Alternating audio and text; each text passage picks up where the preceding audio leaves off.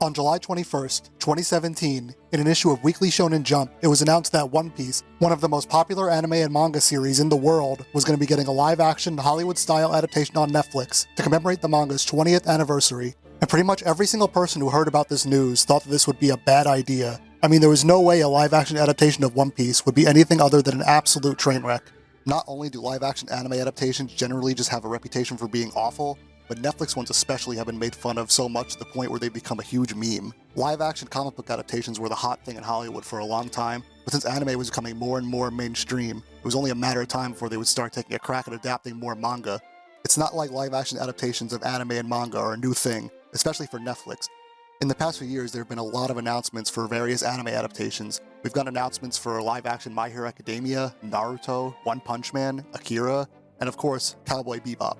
A lot of announcements get made, but a lot of these adaptations don't really come to fruition most of the time.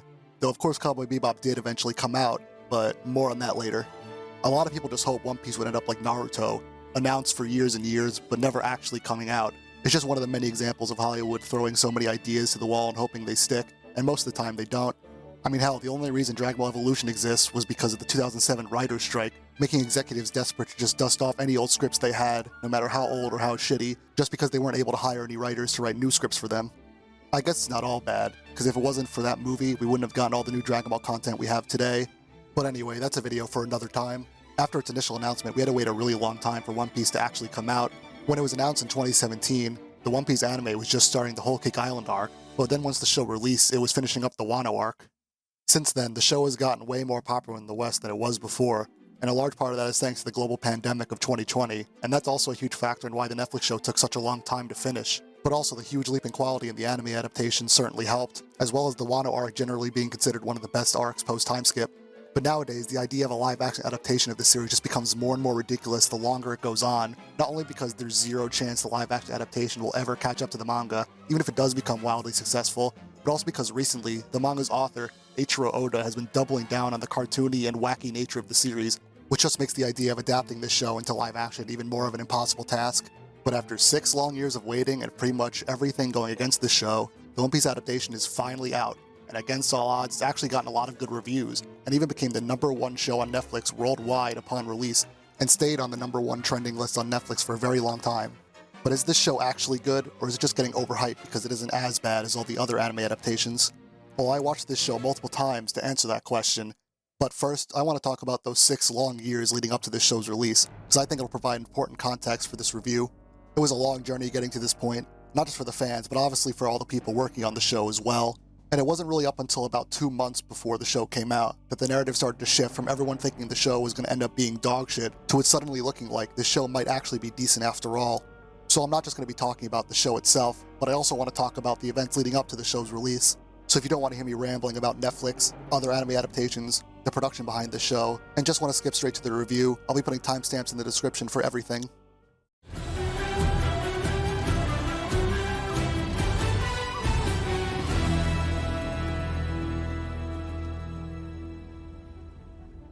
Although I'm not exactly sure whose idea it was to even make this show, it was most likely a bunch of Netflix executives who saw the rise in popularity of anime and manga in the West and wanted to take advantage of that popularity to make their own original content for their streaming platform. It's also possible that it was partly Eiichiro Oda's idea, since he has gone on record saying that he wanted One Piece to get the Hollywood treatment, though to be fair, I'm sure most authors would want their creations to get adapted on the big screen. It may seem like a no-brainer, turning one of the most popular anime and manga series in the world into a live-action adaptation, but live-action anime adaptations were almost always box-office bombs, though in Japan a bunch of them have had moderate success. The current model seems to be that instead of turning these anime and manga into live-action movies, which is typically the Hollywood approach, they would instead turn them into live-action series.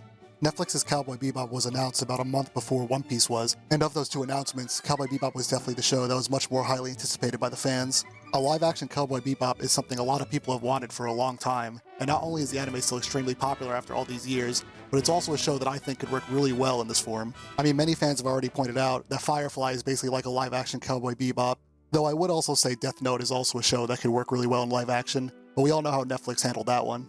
They weren't just concerned with Western adaptations either, because at this point Netflix had already made a deal with a bunch of Japanese studios too, to let them release their live-action movies and shows exclusively to their platform, like Erased, Zom 100, Fullmetal Alchemist, Bleach, Yu Yu Hakusho, and Mob Psycho 100. The problem with a lot of these shows and movies is just how low budget they are. Death Note looks like a Hallmark movie most of the time, and the effects in Cowboy Bebop and a lot of these Japanese-made adaptations just aren't up to par with what the source material demands. These are big franchises too. Death Note was huge in the early 2000s, and it still remains popular to this day, but I guess name recognition alone isn't enough to save them. And then that brings us to One Piece. I'm sure even people unfamiliar with this show know why making a live-action adaptation is a horrible idea. One Piece is a series that really embraces the cartoony, surreal, and wackiness of its medium in a way that not only would be very difficult and expensive to translate into live-action properly, but it's borderline impossible to do without making a lot of sacrifices. People used to say Watchmen and Lord of the Rings were unadaptable, and I would say One Piece is probably one of the most unadaptable manga you could try to make into live action.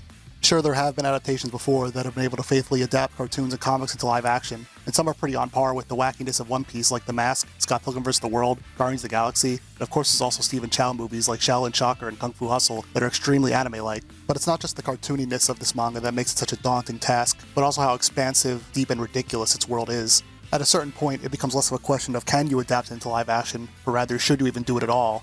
Sure, you could make a live action Popeye or Flintstones, but why would you do that? This only really works in movies like Space Jam or Roger Rabbit, where the movies are live action, but the cartoons are still, well, cartoons. What is gained by taking a cartoon and stripping it of one of the main things that makes animation fun? I mean, I know the answer is simply that cartoons aren't looked at with nearly as much respect as live action movies and shows, but they can at least make it a 3D animation or something like Pixar or DreamWorks.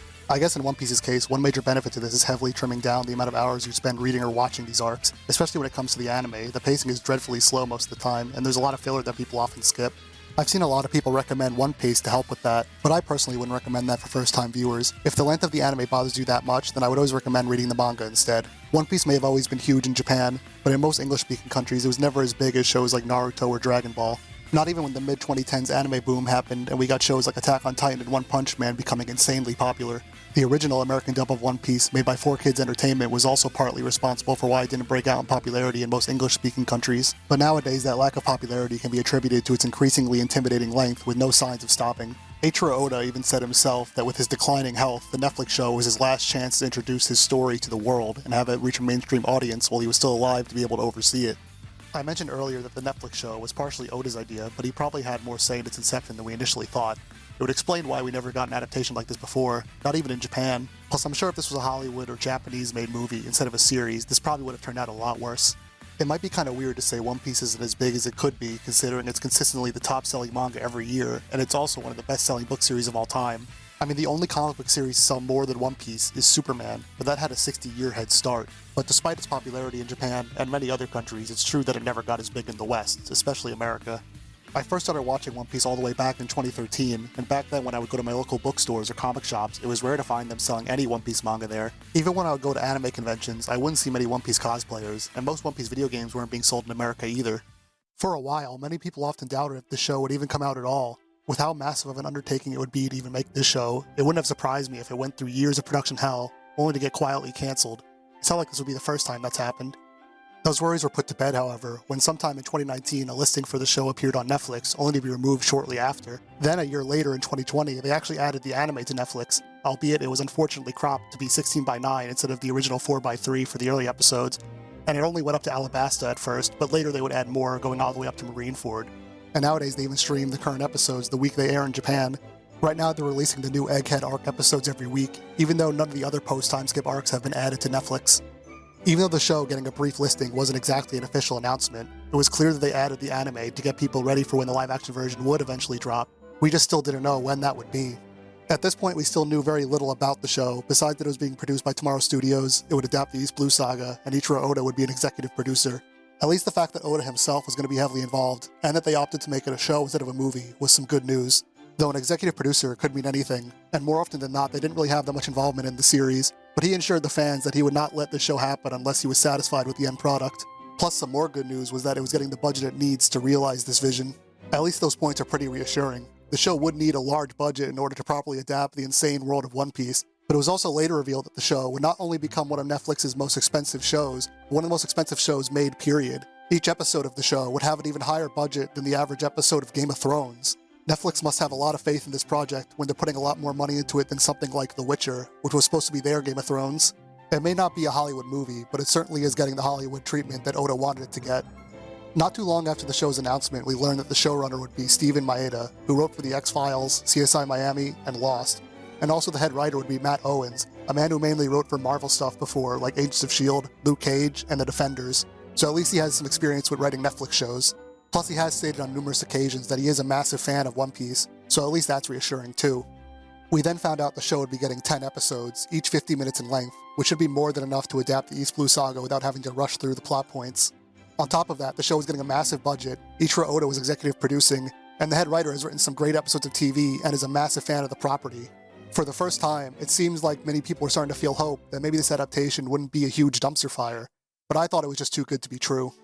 Just being a fan of something doesn't necessarily make you qualify to adapt the source material. I mean, I was never a big fan of Zack Snyder's Watchmen or Mark Webb's Spider-Man movies, but that being said, changing things from the source material doesn't necessarily make an adaptation bad either. And even though the writing in some of Matt Owens' shows can be a little bit questionable, like I said, he has written some great episodes too, so I guess we just have to wait and see.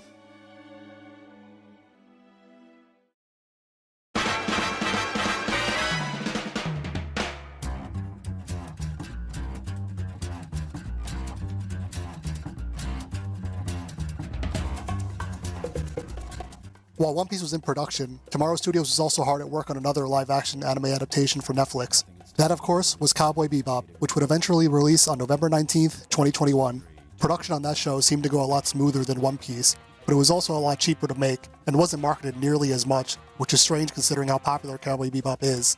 More so than a lot of other anime of the same genre, I think Cowboy Bebop could work really well in live action, plus the production of this show was looking pretty good at first. Sunrise Inc., the studio that produced the original anime, was going to be involved.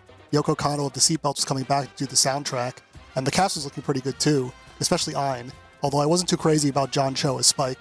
Not to mention the showrunner, Andre Nemec, is a fan of the anime and he got some good writers involved too.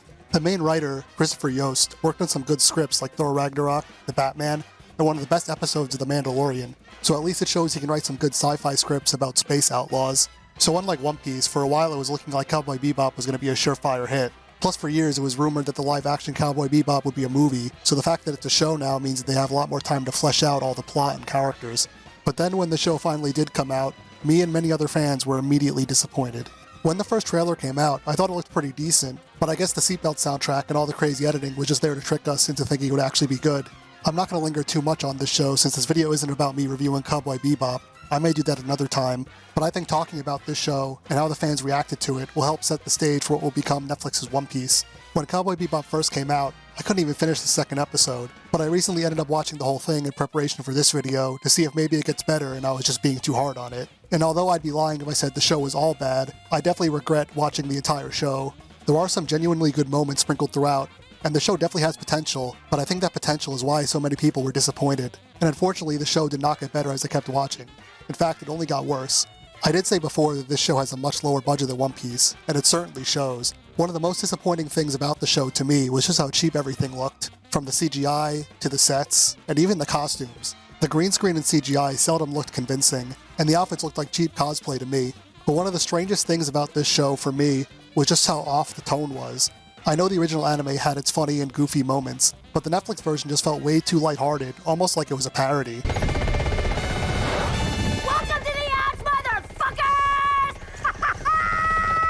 And that just makes it all the more jarring for when they do have those more serious and heartfelt moments. I think the anime did a much better job of balancing the serious and more lighthearted moments. This just makes me all the more nervous for One Piece, since that show is known for having both extremely goofy and extremely sad scenes at the same time. Whenever Netflix's Cowboy Bebop tries balancing these moments, the inconsistent tone makes it feel like every time they adapt a scene from the anime, they're just checking off a list of iconic scenes that they have to include because they're iconic, rather than trying to weave them into the story naturally. And a lot of these iconic moments have been changed pretty heavily too, and usually it's not for the better.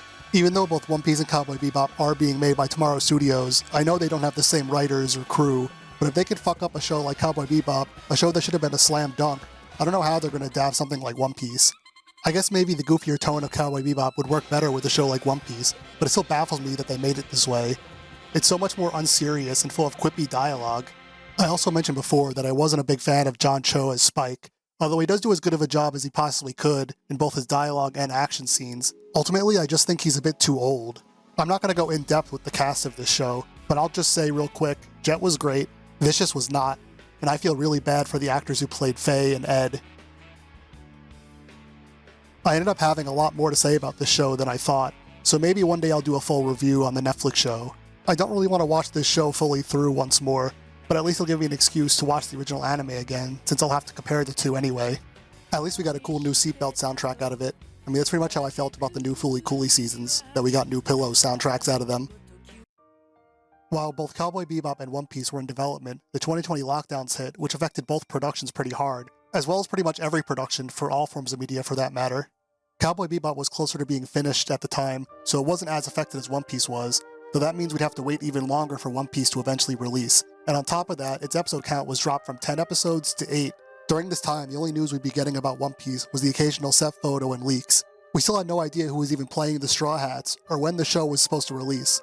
Remember, at this point the show was announced over 3 years ago, and at this point it's just been radio silence for the most part. Although to be fair, the set photos that were leaked did give me some hope. The costumes, and especially the ships, looked pretty great. The show was mostly being filmed in South Africa, and it was supposedly the largest production ever to be filmed on the entire continent of Africa. I was surprised to see that they were building real ships for the show, meaning they could actually float on water. Cowboy Bebop's over-reliance on CGI just made everything look really fake, so the fact that this show is opting to use more practical sets made me a lot more optimistic. Though I imagine this is mostly due to the fact that the show had such a high budget that allowed them to build all these sets, but at least that big budget was being put to good use. It wasn't just set photos that were being leaked either. Around this time, the entire script leaked. At first I was skeptical of if this leaked script was even real, but Netflix kept taking down posts of it, and it looked legit enough. And then once the show actually did come out, it was 100% confirmed to be true. I never did fully dive into those leaks, but I did read a little bit of the plot synopsis of the show, and from what I saw, it actually didn't look that bad. Although I didn't really read any of the dialogue, the plot itself seemed to be exactly what you'd expect. I just didn't read the script because I didn't want my whole perception of the show to be based on a leak that could have ended up being fake, or just an early draft of a script that wasn't indicative of the final product.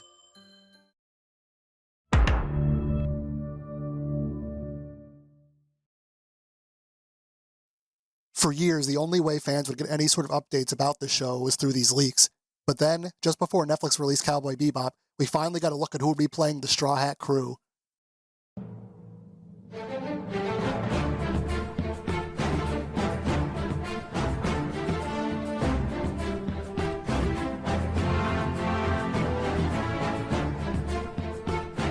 All these actors were relatively unknown, and I had never seen or heard of them before, so I couldn't really comment on their acting ability, but based on this, it was clear that when casting them they wanted to stick close to how Oda described the characters in the manga. Eiichiro Oda once said in an SBS that if they lived in the real world, Luffy would be Brazilian, Zoro would be Japanese, Nami is Swedish, Usopp is African, and Sanji is French, and the actors all somewhat match these nationalities.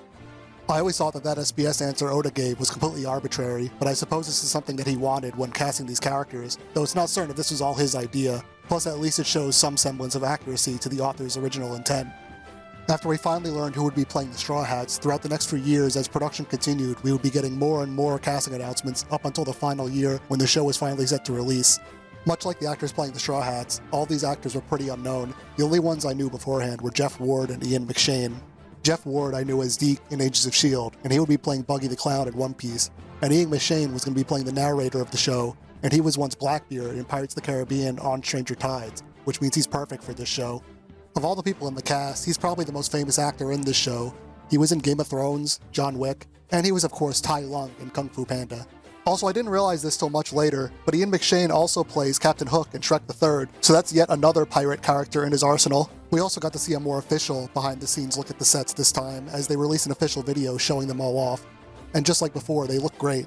Writer Matt Owens would also go to conventions and talk to the community, as well as make videos with anime YouTubers to discuss the show and try to answer as many questions as he could. They even got the Library of Ohara creator, Arthur, to help with the show as one of their lore consultants. Plus, every now and then Oda would discuss how production was going, and he let us know that he had way more involvement than I initially thought. He would even halt production and make them redo scenes if they didn't meet his standards. He approved of the entire cast, the sets, and the scripts. It was at least helpful to know that the creator himself wouldn't let the show release if he wasn't completely satisfied with how well they were adapting his life's work. And then we finally got our first look at this show when they released the first official poster. I didn't really have much to say about this when I first saw it. I mean, it looks like One Piece, maybe a little too much though. I was worried that having their outfits stick too closely to the source material would make them look too much like cosplay. I guess I'd have to wait to see what they look like in motion. But look at Luffy, he's not even wearing flip-flops. Okay, that didn't actually bother me, because I'm sure they only did it to make the actor's life easier. It must be hard to run and fight and do all these crazy stunts while wearing sandals. All this news we were getting was actually starting to give me hope, though I still remained more cautious than optimistic. I still wasn't fully convinced the show wasn't going to be bad, and once the trailer finally came out, it only reaffirmed all my worries. We still had to wait a long time before we got any sort of official footage of the show, and despite my optimism slowly growing, once the trailer finally did come out, it immediately lowered all my expectations, and they weren't that high to begin with. My two biggest worries for the show were how good the CGI and writing would be, and once the trailer came out, it didn't really do anything to quell these worries. When it comes to the CGI, I was mostly worried about how they would handle Luffy's powers. I wasn't expecting Pirates of the Caribbean level effects, but human stretching is an uncanny effect that even Marvel movies have struggled to get right. Especially since in a lot of the fight scenes they did show, Luffy was just using regular punches and kicks, and that led me to believe that they would have Luffy stretch as little as possible to conserve their budget. Or they were using it sparingly because they were worried that the effects weren't convincing enough or looked too goofy. At least the CGI on the Lord of the Coast looks good, and in broad daylight no less. When it comes to the costumes though, I still thought a lot of them looked like cosplay, but I thought it was interesting how many outfits they showed the Straw Hats wearing. I later found out that they were all based on outfits that they wear either later on in the show or in color spreads, so that's a cool detail. They're not just going to be wearing the same outfits all the time. The sets still looked great though. Having real practical sets really helps the world feel less cheap, although I never got used to the Going Merry having a realistic looking goat head. And the typical Netflix flat shot composition and low saturation wasn't really doing the sets any favors. A lot of the shots look like that airport scene in Captain America Civil War, except there are other scenes like when they're in Shellstown, and it looks like they have that Mexico filter on that makes everything look piss yellow. So for the most part, the show is looking pretty good visually, except for a few shots here or there. Although I still thought the CGI on Luffy stretching looked a little iffy. Although as far as things that didn't work for me, the writing was definitely the biggest thing that I was disappointed about in this trailer. I know a lot of people overuse the term MCU-esque or quips, but that's really the best way to describe the writing in the trailer. All great fighters call out their finishing moves. No, they don't. I guess it shouldn't surprise me since one of the showrunners did write for a lot of Marvel shows. Don't get me wrong, I like a lot of these Marvel shows and the movies, but there is a reason why a lot of people are sick of this style of writing. One Piece is already a pretty funny manga, though most of the humor tends to come from their over-exaggerated expressions and reactions, which works fine in a cartoon or a comic, but not so much in live action. I was worried that since the humor from these two separate mediums would be so inherently different from each other, they'd either try to make the show too serious, or have inappropriate jokes in serious situations and ruin the tension and tone, which is a big reason why a lot of people are sick of Marvel humor. Just based on the trailer alone, I couldn't tell if this was the case, but at least they weren't going for a melodramatic or overly serious tone, but the quippy dialogue is not something One Piece needed. When it comes to the actors though, I had no strong feelings towards them one way or the other, but the trailer didn't really give me enough footage to work off of to really form an opinion, so we'll just have to wait for my discussion of the show to talk about them.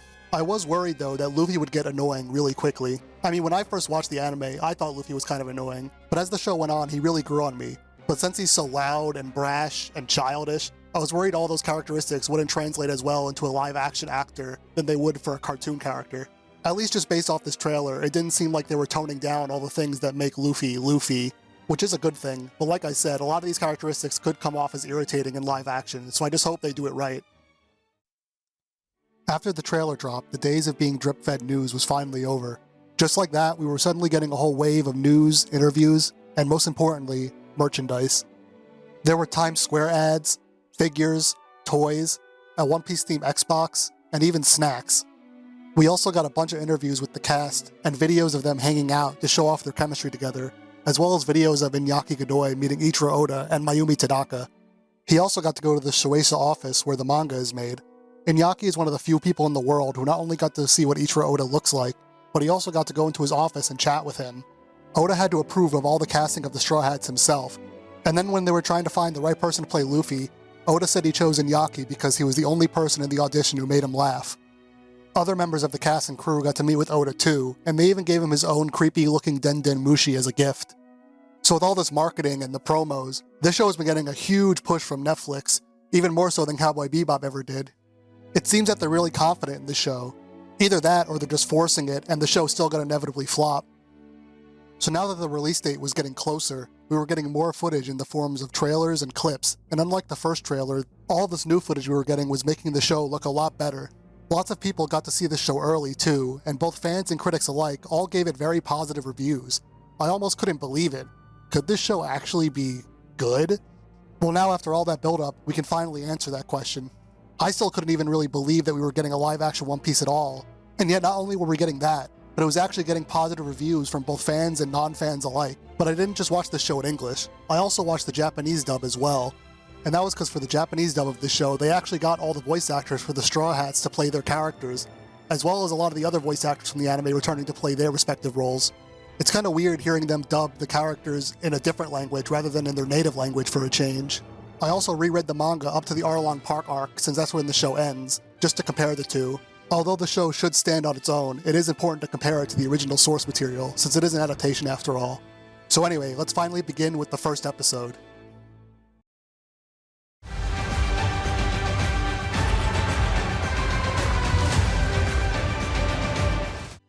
To start us out, we got the narrator Ian McShane introducing us to the world of One Piece, a huge world mostly made up of vast oceans and small islands, and he tells us about how the man named Gold Roger conquered these seas and became king of the pirates. It's a story I'm sure most of you are familiar with already. Much like in the manga, the very beginning of this story shows us the execution of Gold Roger and the start of the Great Pirate Era. Although in the manga, this scene only occupies the first page, here we get a much more detailed depiction of the event, similar to how we would see it later on in the anime and manga, including details from Episode 0 as well. And for those who don't know, Episode 0 is the canon prequel companion piece to the movie Strong World. We start out with a map of the East Blue, which transitions into a shot of Logetown, where we see all the amazing looking ships docked in the port. One of these ships most definitely belongs to Dracul Mihawk, who we'll see very shortly. In the Japanese version, we got the same man who's been narrating the series since the beginning.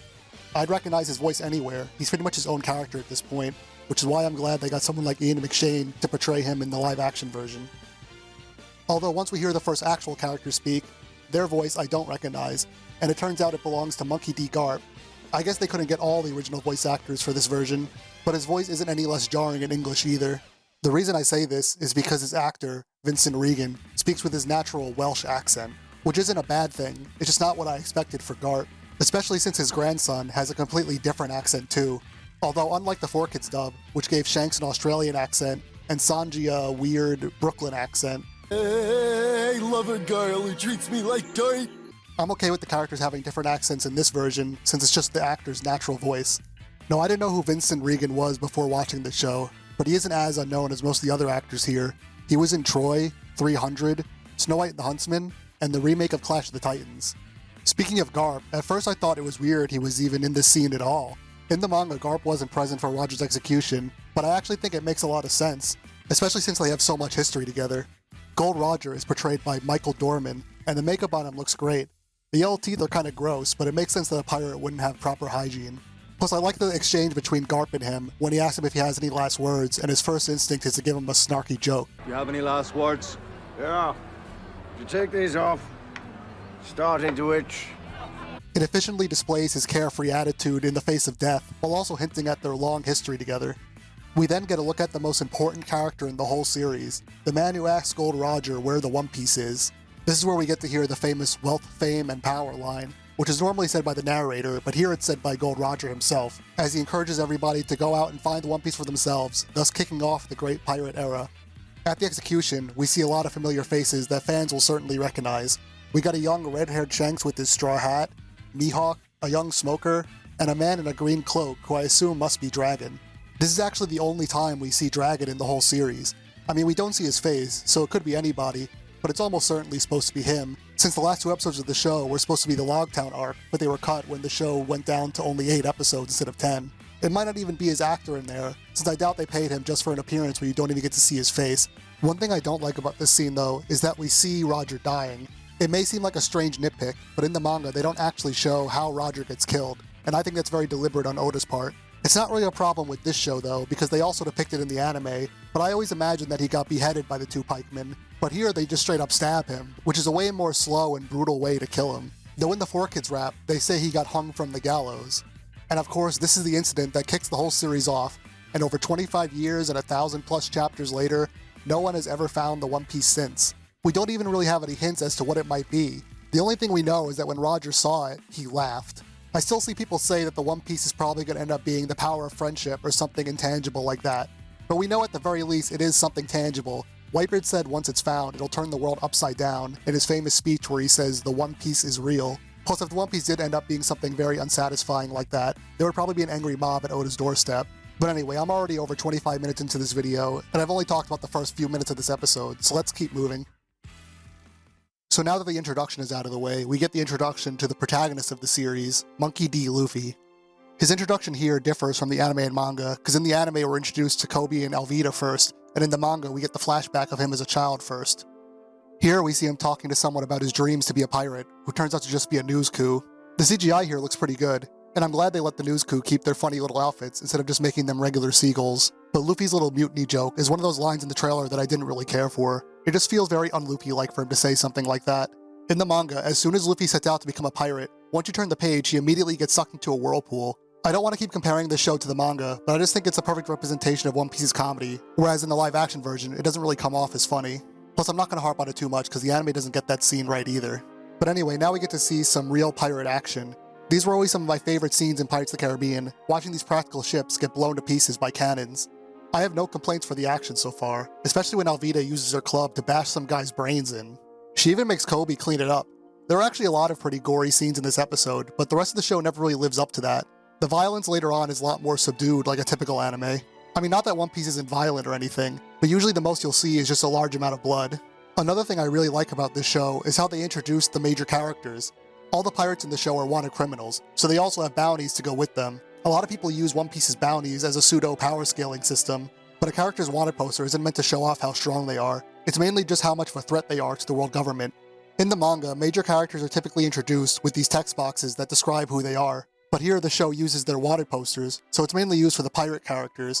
We saw it in the beginning with Roger as well, with a cheeky little tease for his bounty. But I also like how a lot of these characters will break the fourth wall and interact with the wanted posters too. Like Alvida uses her club to smack it away, which is a nice detail. I also like Alvida's collection of clubs. Here she uses some sort of swan-looking one, but then later she trades it in for her more classic-looking mace. Both the actors who play Kobe and Alvida are doing a pretty good job too. But it's going to be interesting when we see both these characters go through the glow-ups they have later on. Speaking of Kobe, now we get to see him meeting Luffy. In the anime, this scene serves as our introduction to Luffy, and even though we were introduced to him before in this show, I think this scene accomplishes that as well in this version.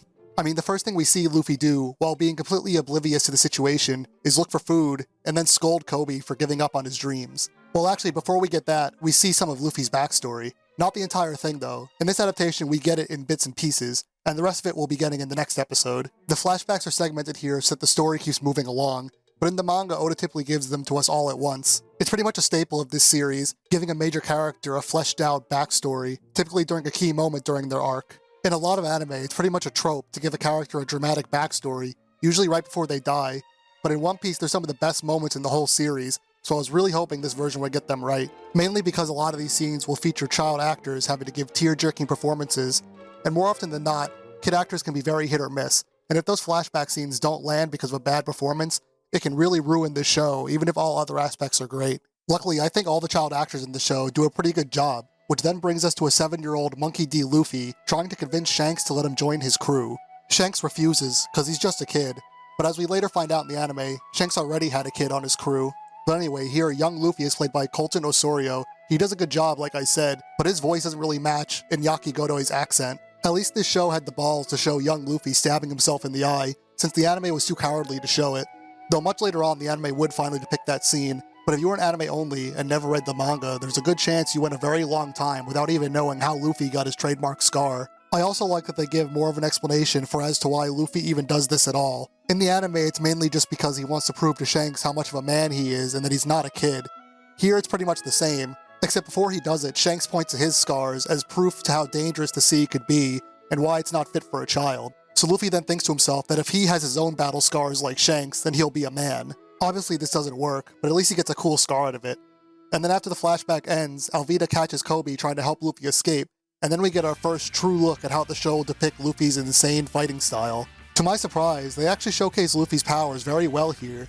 We see him bouncing a bullet back at a pirate who shoots at him, he then swings around her ship like a monkey, and he even contorts his body to dodge an attack. It seems they're pulling out all the stops from the first episode since they want to give people a good introduction to how his powers work.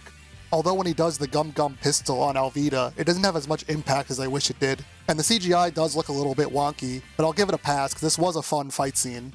I mean, that's pretty much the best way to make people forgive less than stellar effects, is just have the scene at least be fun. You just don't even think about it while you're watching if you're having a good time. I would even go as far to say that I like this version of the fight more than the manga version. Not that the manga version of this fight is bad, it just isn't really much of a fight at all. The scene mainly just exists to show off how much of a monster Luffy is by one-shotting this enemy who is pretty hyped up. After this, we get our very first look at Zoro in a completely original scene not depicted in the manga. Well, it was mentioned, but never shown, so it's cool that we get to see it now in this version. In the previous scene, we learned that the ship that Alvida was attacking was bringing Zoro to Six's Island, and he had a list of bounties he was trying to collect. Alvida was convinced that he must have been looking for her, but she wasn't even on his radar. Instead, he was collecting the bounty of Mr. 7, but I don't think he originally intended to, but he was following Zoro for 3 days, so after letting him catch up, he decided that it would be an easy bounty to collect. Mr. 7 asks him to join Baroque's works, and of course he declines, but then he proceeds to cut him cleanly in half. Damn, I knew Zoro was a pirate hunter, but I don't think we've ever seen him do anything as gruesome as this in the anime or the manga. In the manga, this all happens off-screen in the past, but we don't learn about it until later on in the Alabasta arc, when Mr. 1 says Zoro killed Mr. 7 for not accepting his terms after he invited him to join their organization. Then Mr. 7 was quickly replaced by this dude. We then see here that his terms are him sarcastically saying that he wants to be number 1, while flipping him off. Very law-like of him, but he's going to be number 1 soon, so don't you worry. This is a really cool fight, and I also just like that they decided to make this whole scene entirely based off of one random throwaway line from the Alabasta arc, as well as a crude drawing Oda made years ago of Mr. 7. But not only is this a cool, deep-cut reference, it's also a very effective way of introducing Zoro as a character. It makes him seem like a cold-blooded killer right off the bat, and he also gives some hints about his past that show he's not as cold-blooded as he may seem. Also, a fun fact is Six's Island was first mentioned in the Ace spin-off that came out a few years ago, so that's also pretty neat. After we get our introduction to Zoro, we then get a more proper introduction to the rest of Shanks' crew while we flash back to more of Luffy's backstory. In this one episode, they probably have more screen time than the entire anime so far. Plus, the song that's playing in the background while they're partying in the bar is actually Bink Sake, which is a pretty nice touch. But this is also the scene where we see Luffy eat the gum gum fruit for the first time. And even though I've been pretty impressed with a lot of the props and sets in this show so far, I gotta say, the fruit here looks pretty bad. The outside just looks so plasticky, and the inside doesn't look like a real fruit at all, but maybe they were intentionally trying to make it look like it was made of rubber. I know devil fruits aren't real fruits, but to me this just looks fake, and the inside of it kinda looks like cake. As I was rereading the first chapter, it made me realize this was the first time I was reading this scene since the revelation that Luffy's devil fruit isn't actually the gum gum fruit. I only bring this up because going back and rereading the first chapter, with the current knowledge we were given 1,000+ chapters later, gives this scene a whole new context. Plus, I was wondering if this version would give a subtle hint to the true nature of Luffy's fruit, and although obviously they didn't, I did notice that the box that the fruit was in did have a Marine logo on it, which shows that the Marines were in fact in possession of this fruit before Shanks acquired it. But then we're interrupted by discount Javier Bardem when he walks in and wants some booze, but Shanks' crew was partying too hard and drank it all. Speaking of which, that's another aspect of this version that I think they don't really show all that well, and that's how much Luffy and Shanks love to party. When we first see the red-haired pirates in the manga, they're all partying, drinking and dancing and singing. They make it look like being a pirate is fun, which is pretty much entirely why Luffy wants to become one in the first place. Although in this version they are drinking together and having a good time, we don't really see them singing and dancing and partying. We just don't get enough of Shanks' crew having fun together. Another thing I don't like in this scene is when Higuma breaks the bottle that Shanks offers him. Instead of smashing it right in his hand, he just breaks it on the bar. That may seem like a huge nitpick, but it just makes Higuma seem more like an asshole when he intentionally smashes it all over Shanks and gets him covered in booze. It just makes it a lot more humiliating for Shanks, whereas in this version he doesn't get any on him at all. Also in this version, when Shanks finds out that Luffy ate the gum gum fruit, he doesn't really seem that angry about it like he was in the anime. But the flashback ends there, as we cut back to Luffy and Kobe rowing away in a canoe as Alvida's ship burns in the distance. And despite them not being that far away from her ship, and the fight taking place at night, it is now broad daylight. In this scene, Kobe reveals to Luffy that he always wanted to be a Marine, but he thinks his dream is dumb since he's the cabin boy of a pirate crew. Luffy then slaps him for thinking his dream is dumb, and he says he's gonna go help him. So they both head for Shellstown, since that's the closest Marine base from where they are. So in this version, the main reason they go there is because Luffy wants Kobe to join the Marines, whereas in the manga, Luffy mainly wants to go because he found out Zoro is being held there. Also, when I was reading the manga chapters that were adapted in this episode, I realized that Kobe said that Luffy must have ate a fruit from the gum gum tree. I'm not really sure if that was just a weird Viz translation or if that's actually what he says in the Japanese version, but I just thought it was weird how this sort of implies that there's multiple gum-gum fruits that grow from the same tree. I guess this could also just be a case of Oda not having a solid grasp of what devil fruits would end up becoming. But then we switch perspectives once again, because now we get our introduction to Nami. This scene is pretty much one-to-one with the manga, where she steals a ship from some members of Buggy's crew, except in the manga this happens much later. I guess they wanted to introduce the main trio as early as possible. They do the same thing in the anime, where they introduce her much earlier than she appears in the manga. Although in this version, the outfit Nami's wearing is based on the original concept art Oda drew of her, where she's wielding a giant axe, has a robot prosthetic arm, and is definitely meant to be much more of a fighter than she is now. Although I love Nami, a part of me wishes that we got to see this version of the character instead. Then, after that brief intermission, we cut back to Luffy and Kobe, who have now arrived at Shell's Town. A wall full of various wanted posters has caught the attention of Luffy, since he wants a bounty of his own. But it is kinda weird that Luffy is already annoyed at not having a bounty when he hasn't even done anything yet. He only set out to sea yesterday, though I guess he did just beat Alvida, and all the bounties on this wall are full of fun Easter eggs. We see a picture of Django in his only live-action appearance, Bellamy, a tiny glimpse at Cavendish, and even Foxy is here. Well, Luffy and Kobe then go into a bar to discuss their plan, and Zoro just happens to walk in with half of Mr. Seven's body in a bag so that he can claim his bounty at this marine base. Nami's in there as well, and so is Kabaji for some reason. In the manga, this little girl gives Zoro rice balls because he protected her from Helmeppo's dogs, and while he's tied up, he doesn't get any food, so she feels bad for him and wants to feed him. But here, the first time they meet is when she offers him the rice balls. It doesn't really make any sense for this little girl to be approaching the scary man with 3 swords and a literal body bag, but I guess the writers just decided that since this is what her character does in the manga, she must do it in this version too, regardless of her motive. At least they didn't make them cookies in this version. Zoro still beats up Helmeppo though, but in this version it's because he wastes her food, which makes him a lot more like Sanji than he'd ever admit. Zoro hitting Helmeppo is the whole reason he gets captured in the manga, so it all happens before Luffy arrives. But in this version, Luffy gets to witness it himself, and Nami too, though I like how he's able to kick all the Marines' asses here without even needing to take out his swords. Plus I like the little exchange Nami has with the one Marine when she's looking for a disguise. And amidst all the chaos, she does in fact get a disguise after knocking out a Marine. Even though I am enjoying the action in this scene, I don't like that this is how we find out Zoro's true nature. In the manga, the first time Luffy and the audience sees Zoro is when he's all tied up after getting captured. When Luffy first meets him, he's intentionally drawn to look as menacing as possible. Plus the whole time prior, whenever his name is mentioned, people get scared, and we're told about how ruthless and evil he is. He's even called the Pirate Hunter, so he seems like he'd be an inevitable enemy for Luffy rather than a friend. It isn't until after Luffy meets him that he finds out that the whole reason he got captured was because he was helping a little girl. You could call this subversion a cliche, because there are a lot of instances in media of characters that are built up to be heartless demons, when in reality they're actually nice people. And this version still kind of does do this, since like I said before, when he kills Mr. One, it shows how ruthless he can be. But I still think having his introduction be at the yard, all tied up, like it is in the manga, is a much more effective way of introducing the character than this version does. In the manga, Luffy didn't even know Zoro was a nice guy when he wanted him to join his crew. Everyone around him kept telling him he was a heartless monster who killed pirates, but despite that, Luffy wanted him to become his friend anyway. It's one of the biggest aspects of Luffy's character, and one that makes him as likable as he is. He's extremely trusting, and although a lot of that is due to how naive he is, whenever he does put his faith in another person, even someone he's just met, it almost always works out for him in the long run.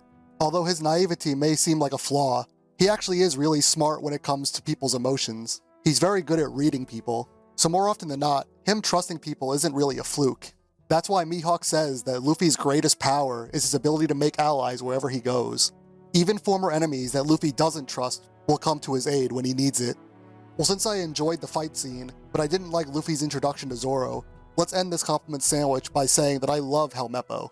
In fact, I would even go as far to say Aiden Scott is perfect. Come on, tough guy, 3 swords? I only need 1. Prior to being in One Piece, he was in Action Point and The Kissing Booth 2. We also get introduced to the main villain of this episode, Axe-Hand Morgan, and his actor, Langley Kirkwood, is pretty good too. I do wish he was a bit buffer, but that's not really a deal breaker for me. Plus I do like the little touch of him having multiple axes on his wall in his office, much like how Alvida has multiple clubs that she uses. So I guess if one of his axes breaks, he could just pop it off and put in a new one. Although his egocentric nature is a lot more downplayed in this version, I guess they were making him a lot less cartoony than he is in the manga. It's not like that trait is gone from him, he still is very much like that. but not to the extent that would cause Marines to hate him like they do in the manga. Plus his son Helmeppo very much gets his ego from his father. I notice he's pretty much the male Marine version of Alvida. They're both very self-obsessed characters, and they think they're tough as shit even though Luffy destroys them pretty easily. Though I do like how his self-obsession is more show don't tell in this version. I mean hell, his first line in the manga is him talking about how great he is. Rather than it being extremely over the top and obvious, we instead see posters of himself everywhere, as well as multiple statues in his room. Although I guess you could say that is pretty over the top, but I still like how in this version they make it a lot less on the nose. The one thing I think they should have made more on the nose is his cruelty. Like I said earlier, here he doesn't give me the vibes of someone that other Marines would hate.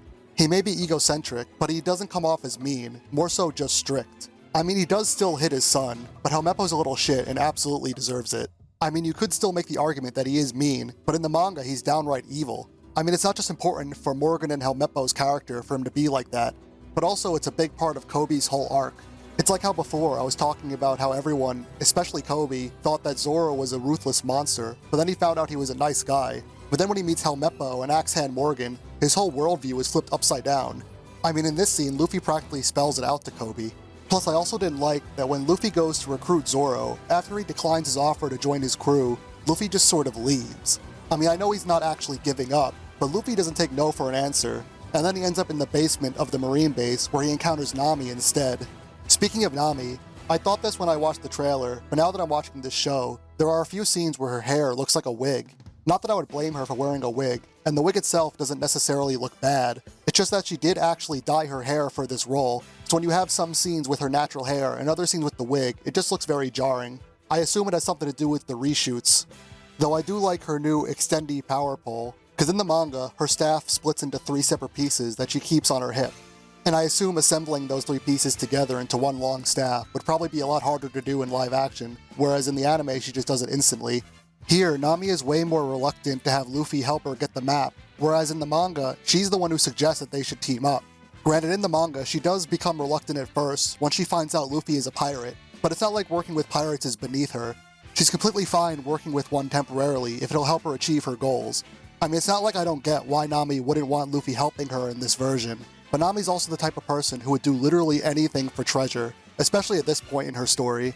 I guess they're just trying to add more to her arc, but we'll see how that unfolds as the show goes on. Then while this is going on, Zoro also enters the base to find his swords. Even though Zoro said he doesn't want to join Luffy's crew, that didn't stop him from setting him free anyway, because he found out that Helmeppo had no intention of setting him free once his time was up. I like the sequence in the anime and manga where it's Luffy who finds Zoro's swords instead, mainly because the shenanigans with him and Helmeppo are pretty funny, but here, instead, we get to see Zoro enact his revenge on Helmeppo for lying to him. We also get to see Helmeppo's naked ass, which is not something I ever wanted to see, but I like that here, Zoro gets his revenge by giving him that stupid bowl cut that he's known for. He gets longer hair later on, but in this version it's the opposite, where he starts out with long hair and then gets his bowl cut. I don't really have much to say about the scenes involving Luffy and Nami, besides the fact that I just like their interactions together, as well as their encounter with Captain Morgan. But after they steal his safe, they both fall into the yard, and Zoro ends up there as well after he takes his swords back, and then we get the big action scene with all 3 of them fighting against the Marines together. They definitely wanted this to be the money shot, with all 3 of them standing together like the Avengers, but it's still cool seeing the 3 of them fight together, especially how in this version it's a lot more reluctant than them being an actual team. Nami looks great fighting with her staff, and Zoro's 3-sword style translates a lot better into live action than I thought it would. But earlier I mentioned that I was worried that they wouldn't have Luffy use his powers as much when he fights, and even though he used his powers a lot when he fought Alvida, here he uses it much less. I get that it'd be very difficult and expensive to have Luffy contorting and stretching his body every time he fights, but Luffy's fighting style is a big part of why I like him as a character, and the fight scenes in One Piece as a whole. So them having to tone it down in this version is a big con towards this live-action adaptation. Luffy's fighting style is extremely unique, even amongst other shonen anime protagonists, and it's something Oda would only make even more goofy as the show goes on. So I wonder how they would even begin adapting that if they ever got to the Wano arc. I mean, despite all that, this fight scene still is pretty cool, and to my delight, the action is actually shot very well. It's very easy to tell what's going on, and there's a really cool sweeping shot that shows off all the characters fighting at once. I've actually been very impressed by all the action in this show so far, sans a few wonky looking effects and props here and there. Before the show came out, I was doubtful they'd even have Zoro use 3-sword style much at all, considering having the actor fight with a sword in his mouth is pretty difficult, but Makenyu trained to use it much in the same way Zoro would, so I'm very impressed by his dedication to the role. Though speaking of Zoro, I didn't mention that before this fight starts, he contemplates leaving them behind and just letting them fight on their own. I get that he declined Luffy's offer, so he has no reason to help him out here, but Zoro's loyalty to Luffy is one of my favorite aspects of his character. In the manga, after they defeat Captain Morgan, Zoro calls Luffy his captain, which shows that he's dedicated to being Luffy's right hand right off the bat. But here, even after they defeat Morgan, Zoro insists that they're not a crew. It's not really until after his fight with Mihawk much later that he truly becomes loyal to Luffy in this version. Though I do like their fight with Morgan here, especially how much of a threat he comes off as in this version. In the manga, Zoro and Luffy are easily able to mop the floor with him, but here, even with all three of them fighting him at once, he's still able to hold his own pretty well. It's also here that Morgan reveals that he defeated Captain Kuro and his crew. This isn't something we find out until much later on in the manga, when we actually meet Captain Kuro himself. But when we do, we find out that Kuro is the one that defeated him, and he's actually the one that broke his jaw. But in this version, since we don't see most of Kuro's crew after his defeat, we can assume that Morgan is actually telling the truth here, that he actually did defeat the Black Cat pirates. Plus, in the manga, the reason why he thinks he defeated Kuro's crew is because Django hypnotized him. But since Django's not in this version, maybe he actually did beat him and Kuro ran away after he lost. That would explain why he's so much stronger in this version. Zoro even says that every part of his body is a weapon, although I'm not really sure what he means by that, since he mostly just uses his axe just like in the manga. But now, much like in the anime and manga, Morgan is defeated by Luffy and Zoro teaming up to take him down. And even though I enjoyed this fight, it is capped off by that groan-worthy exchange from the trailer. Gum Gum Whip. Yeah! All great fighters call out their finishing moves. No, they don't.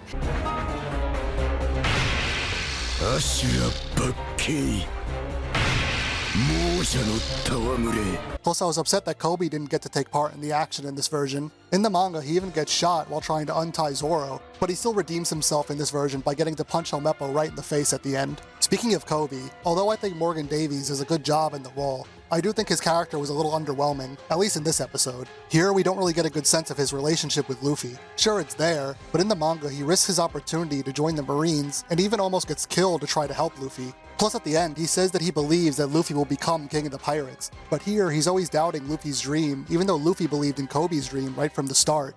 Plus, the scene where he punches Luffy is a huge moment for his character in the manga. Even though the Marines are thankful towards Luffy for saving them from Captain Morgan, he risks throwing that all away just so Kobe won't be associated with him and it'll be easier for him to join the Marines. But here he pretty much has no problems joining the Marines. So once Luffy saves him from Alvida, it seems like he doesn't even need his help in achieving his goal. But even though I wish Kobe had more to do in this episode, Kobe's gonna get much more screen time later on. But I'll talk more about that when we get to it. I'll also talk more about the other Straw Hats once they get more screen time and the other members of the crew get introduced.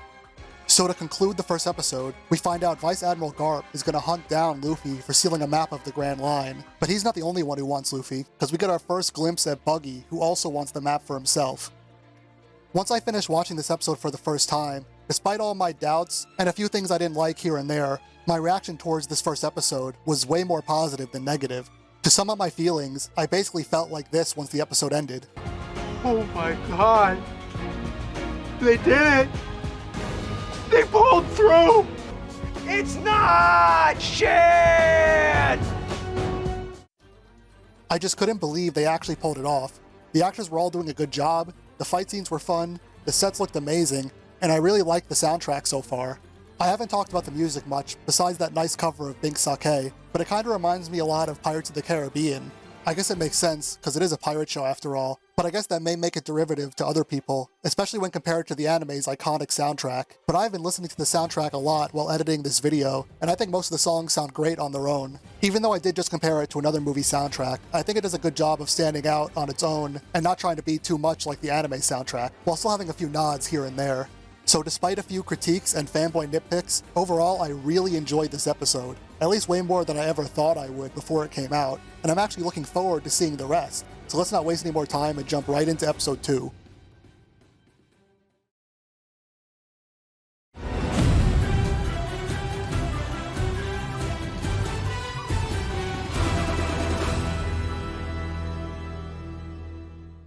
When I was watching the first episode and taking notes, I didn't realize how long my review would be. I ended up having a lot more to say than I thought, because episode 1 is our introduction to this adaptation as a whole, but my reviews for the rest of the episodes aren't going to be as long. So with that out of the way, episode 2 begins with Luffy practicing using his devil fruit powers.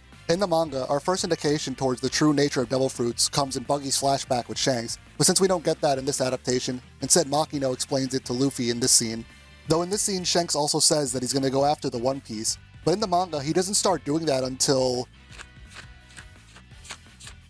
chapter 1054. But this flashback is pretty short, so we quickly cut back to Luffy, Zoro, and Nami, who have been captured by Buggy's crew. But here, Buggy's introduction is a lot different than the manga. Here, they're really playing up the clown theme. The whole thing takes place in a giant tent, and he gives them all a big circus performance, and there's even a crowd. But there's no Richie the Lion, which even Buggy points out. And where, oh where, was the dancing lion? I gotta be honest, even though I'm really liking Jeff Ward's performance as Buggy, I don't really like his introduction in this episode. I remember when I first watched the anime, in Buggy's introduction, he choked out one of his subordinates from afar, so it made me think his devil fruit power was being able to use the Force or something, like a Jedi. Obviously I would find out very soon that that isn't the case, but that mysterious aspect is what made it cool. I mean, Oda just loved shrouding his villains in shadow and drip-feeding information about them until they're eventually fully revealed. Plus, I like that his introduction in the manga shows off more of his ruthless side. I mean, he's still ruthless here, don't get me wrong, but in this version, he's actually a little too ruthless. I know in the manga, he destroys a lot of homes with his buggy balls, but in this version, it seems like he destroyed the entire town. But we only get one very small glimpse at what the town looks like outside of the tent. So in this version, we don't really get to see Orange Town at all, and the townspeople don't really do anything. But it's not really their fault, considering Buggy has them all chained up and forces them to applaud at his show. I mean, destroying an entire town, and then chaining up all the townspeople and torturing them, is a little too cruel for Buggy. I know Buggy's supposed to be a bad guy, but here it just feels like they're trying too hard to make him more intimidating. I mean, at least despite that, they don't shy away from showing off his more goofy side as well. He is a clown after all, and his dark humor in this show really works for his character. I mean, Buggy is supposed to be funny, but his humor doesn't really become apparent until later on in the manga. In his introduction, he seems like more of a generic villain, but here, he's actually pretty funny.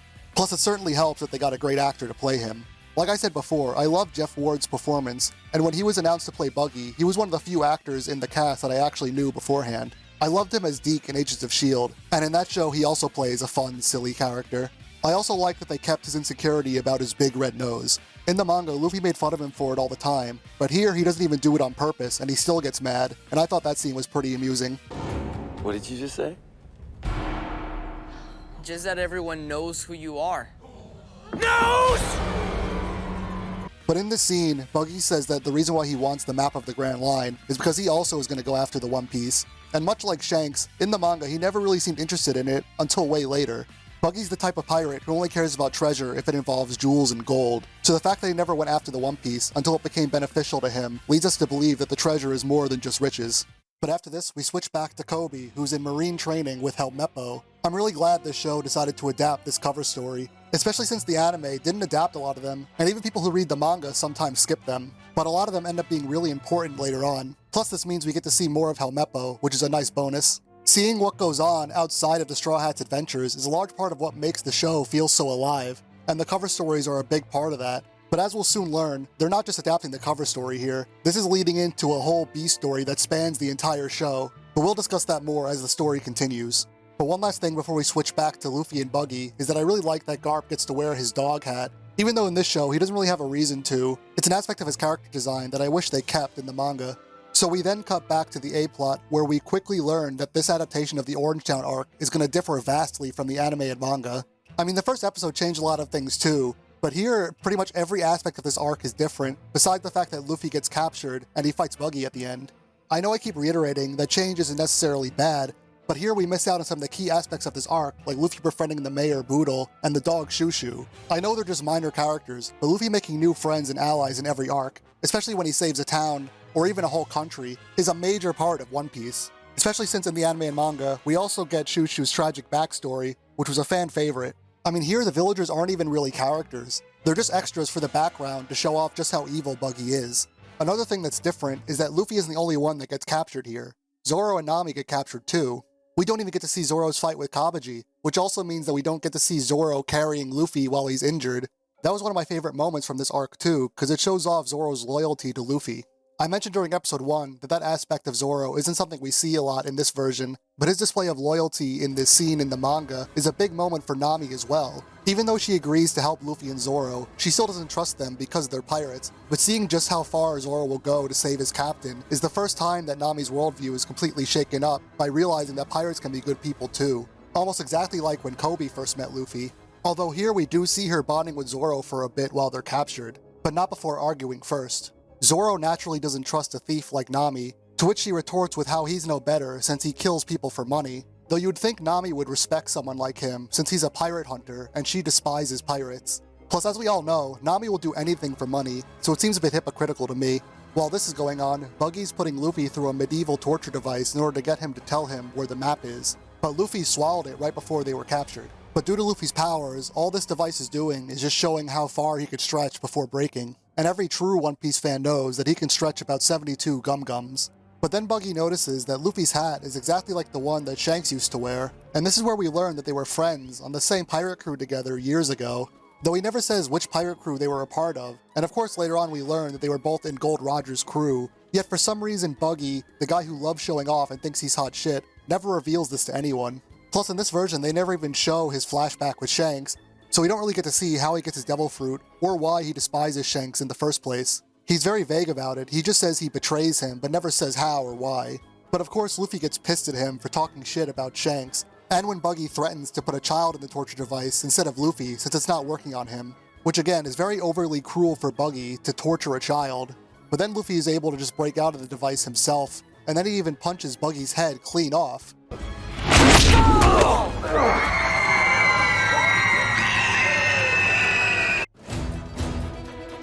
But of course this doesn't kill him, and wait, is Buggy flipping him off?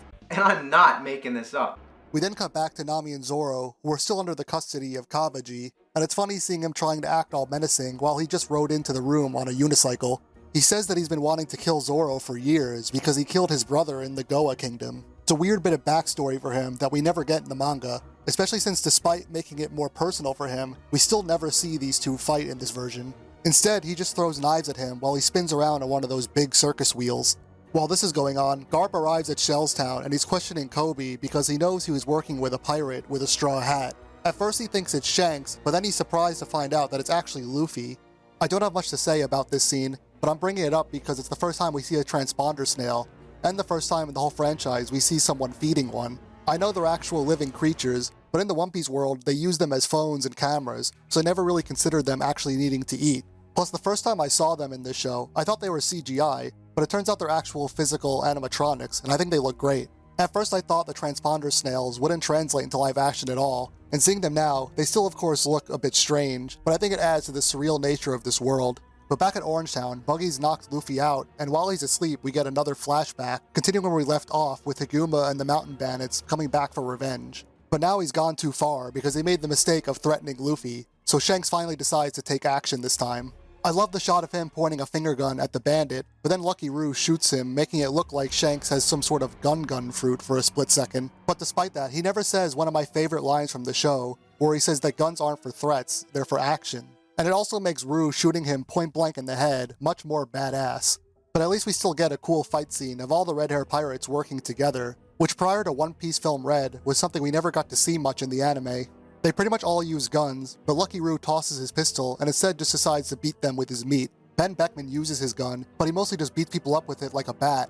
But Usopp actually does a really cool revolver ocelot trick shot with his pistols. In the anime, whenever guns are used, it seems like they all just have unlimited ammo, and even the rifles get used like machine guns more often than not. But here it's a lot more realistic, and they actually have to be strategic about when they use them because of how long it takes to reload. Plus we even see Usopp take a pistol off of Roo's belt after he uses all the ammo on his guns. The realism in the way these old-fashioned guns are used, especially with how creative they get with the weapons, makes this fight scene really enjoyable. We even get to see Shanks fight, except he doesn't use his sword here, he just choke slams a dude.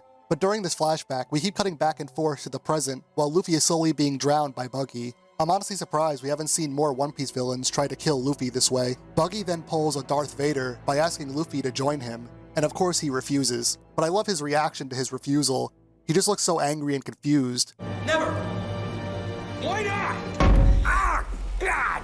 But he then cranks up the water to fill up more of Luffy's tank. So we cut to his flashback again, and this is where we get to see the iconic scene that I was waiting for. I don't really have anything negative to say here. I think this scene is really well done. The CGI on the Lord of the Coast looks great, the acting is great, and I love how it cuts back and forth between Luffy as a kid and Luffy in the present drowning. I also like that they tease Shanks' Conqueror's Haki in this scene, although I wonder if people who have never seen the anime that watch the show were confused by that. We then see Nami finally break out of her bonds using her cat burglar skills, but it was kind of pointless since Kabaji threw a knife at one of the ropes that was holding Zoro like an idiot, so he would have been able to break out on his own. Kabaji then gets defeated like a little bitch, because Zoro chokes him out, and while he does, he talks about his faith in Luffy. So at least now we finally get to see his loyalty to him. Him and Nami even seem to trust each other now as well. As they leave, Nami says that they're gonna beat every clown they see, but then we cut to Nami breaking Luffy out of his container. When Buggy asks what happened to his crew, Zoro says they're not coming. So this leads me to believe that there was a big action scene with Zoro and Nami defeating the rest of the Buggy pirates, but for whatever reason it was cut from the final episode. And it's a shame, since now that they actually trust each other, it would have been cool to see them fighting together. That, on top of the fact that this whole episode takes place in one location, makes everything feel so small scale. I mentioned before that there's only one shot in this whole episode where they show the town outside of the circus tent, and it just makes this whole episode feel kinda cheap, especially since there's so many amazing sets in the first episode. I guess for some episodes, they really needed to conserve the budget. Though I do really like their fight in this episode. Plus I like this line that Luffy says to Buggy as a callback to what Shanks says to Higuma. You can dump seawater on me, and I'll let it slide. But don't you ever threaten my friends. Luffy's flashback, as well as his fight with Buggy, are probably the best parts of this whole episode. I would even go as far to say that I like his fight against Buggy more in this version than in the manga. I mean, the fight in the manga is good, but it's nothing special really. I just like that here, Buggy's more of a threat, and he actually puts up a good fight against Luffy. It even seems like he might have beat Luffy, if not for Nami's help. The one thing I don't like about this version of the fight is that it's a lot less funny. Like the scene in the manga where Luffy kicks Buggy in the balls is hilarious, but at least we still get to see Chibi Buggy. Though speaking of balls, I just realized that Buggy doesn't even use his Buggy balls in this version. Boodle asks him if he's gonna hold them hostage too, since he's also a pirate. And it's kinda weird since he saw Luffy beat Buggy and get mad at him for holding the townspeople hostage and threaten to torture a child. And I assume this dog is supposed to be Shushu. We then get another brief scene of Garp in the Marines base at Shellstown, with Morgan strung up behind him as he talks about how he's gonna capture Luffy. He says the only way to stop pirates is to crush their dreams, and he's certainly not wrong. We then cut to Luffy's backstory for a final time as we see Shanks give Luffy his iconic hat before he casts off to do God knows what. This right here is probably one of the most iconic scenes in the whole show, so I'm very glad that they did it justice, and I really like how Shanks giving Luffy his hat is cut together with Nami fixing his hat in the present day. I was a lot more mixed on this episode than I was on the first, although there were many things I liked, like Jeff Ward's performance as Buggy, as well as his fight with Luffy. Plus I really enjoyed seeing the rest of Luffy's backstory, as well as the cover story with Kobe, Helmeppo, and Garp being adapted in this version. But for everything I liked, there was also something in this episode that I didn't like, mostly due to the fact that I don't think they really did this arc justice. Zoro and Nami didn't have much to do for most of the episode, and I mentioned before how having most of it take place in one location made it feel kinda cheap. Plus it was a huge missed opportunity to not have Zoro get his own one-on-one fight with Kabaji. Plus, despite me loving Jeff Ward's performance, some of the writing choices when it comes to Buggy's character were a little questionable at best. And it's a real shame that some of the side characters that were a big part of the arc in the manga are basically just extras in this episode. But still, as far as how this episode stands on its own, I think it does a good job of showing Luffy's character arc, as well as the growing trust between him and his crew. And Buggy made for a much more fun villain than Alvida and Morgan. Plus, seeing the continuing arcs of Kobe and Helmeppo is also nice, though as of right now, I'm not really sure how I feel about Garp personally hunting down Luffy. Though on the subject of Luffy, now that we got his full backstory and this episode is over, we're going to start our discussion of all the Straw Hats by starting with the main character himself, Monkey D. Luffy, to see if this show and his actor do him justice.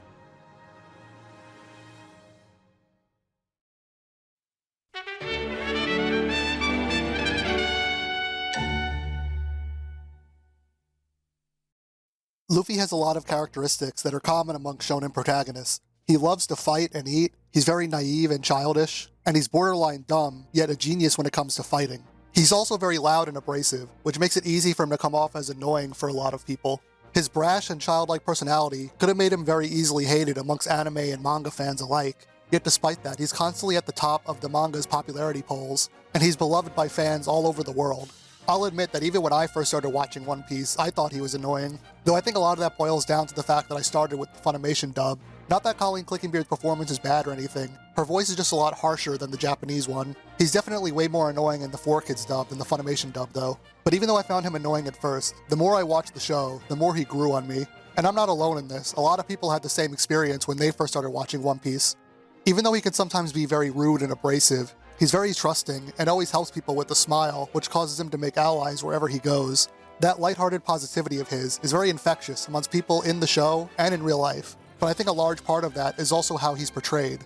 In the manga, since obviously there's no voice acting, you have to fill in the blanks with your head, so that's probably why people who read the manga first tend to not find him annoying like people who watch the anime do. But when it comes to the anime, I think finding the right voice could make or break this character, and I can't imagine anyone better playing him than Mayumi Tanaka. Before One Piece, she voiced Krillin and Yajirobe in Dragon Ball, and Koenma in Yu Yu Hakusho. I mean, when Akira Toriyama introduced Yajirobe in Dragon Ball, it was right after Krillin died, and he had Goku specifically state that Yajirobe sounds exactly like Krillin, just so that in the anime, Mayumi Tanaka could still voice Yajirobe even when Krillin is dead, because he felt bad and he still wanted her to have a character to voice. Plus, they even make a cute reference to the fact that Krillin and Luffy share the same voice actress in the Dragon Ball movie Resurrection F. But it's not like Mayumi Tanaka was the first person to voice Luffy. In 1998, there was an OVA made before the anime came out, where Luffy was voiced by Urara Takano. She does a great job too, but I think they made the right choice in recasting her for the anime.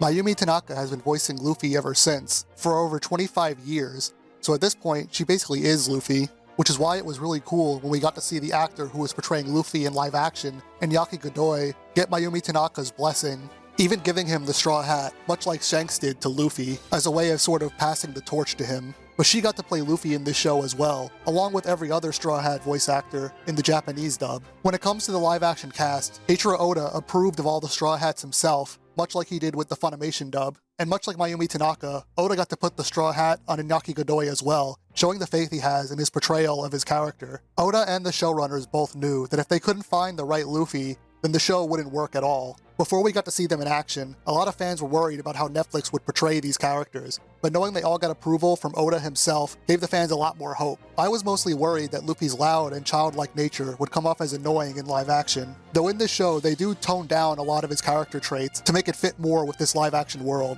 But most importantly, the heart and soul of what makes Luffy the character he is all still intact. Iñaki Godoy was a pretty unknown Mexican actor prior to being cast in this show, but it seems like he was born to play Luffy. Oda said they had a lot of trouble finding the right person to play Luffy when they were casting for this show, but he ended up picking Iñaki because he was the only person during auditions that actually made him laugh. He isn't perfect, but I can't really imagine any other actor embodying this character much like he does. His stupidity is kind of toned down in this version, but he's still got that childlike naivety, and he's still very straightforward and food motivated, while also coming off as very kind and friendly at the same time. I also think he pulls off the emotional scenes very well too, although since English isn't his native language, there are some moments in the show where you can tell that him not being a native speaker hinders his performance a bit. Though as I mentioned before, his stunts and fight scenes look great too. Plus I'll give them props for actually casting someone who is the right age for Luffy. But Iñaki Godoy isn't the only Luffy in these episodes. We also get to see Colton Osorio play a young Luffy in the flashbacks. His accent doesn't really match Iñaki's, so that came off as jarring at first, but I think he did a great job at the more emotional scenes as well, and that gave me a lot of hope for the other child actors in this show. Though Colton's great performance as a young Luffy would be nothing without an amazing Shanks to back him up. And luckily, Peter Gadio does a great job as Shanks in this show. Prior to being in One Piece, he was Mr. M in the CW Supergirl show. I mean, all the red-haired pirates do a great job too. I just wanted to specifically highlight Shanks since his character is so important to Luffy's. So anyway, I'm glad to say that I'm very happy with Luffy's performance as well as the actor portraying him. I think casting for this character was probably one of the biggest hurdles this show had to go through. I mean, Monkey D. Luffy probably isn't an easy character to portray in live action, but luckily they found the ideal candidate for the job. Though whether or not the same could be said for the other Straw Hats remains to be seen. So with that out of the way, let's move on to the next episode.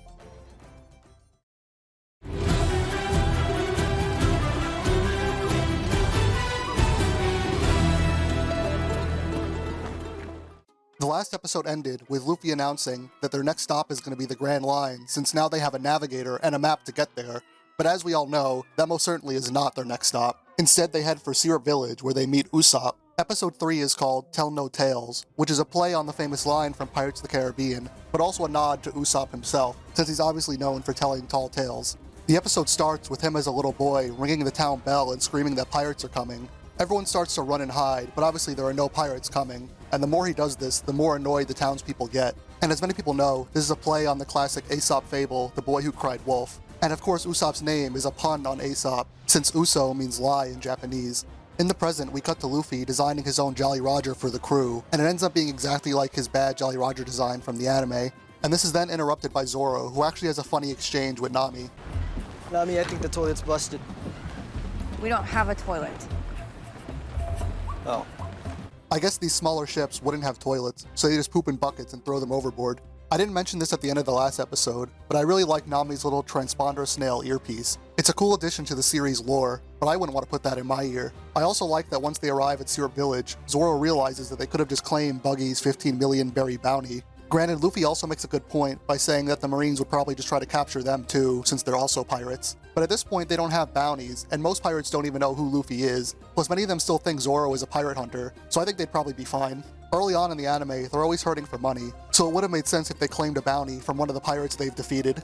Speaking of Buggy, we unexpectedly cut to him after his defeat in the previous episode, and he's got all his body parts back pretty quickly, so I guess that's a cover story we are skipping, though I'm not really surprised that Gaimon isn't in this show. Instead of him teaming up with Alvida, we get the odd pairing of him with Karubi from Arlong's crew, but he's more so here to interrogate Buggy and also hype up Arlong early on, so that he seems like more of the big bad of the whole season.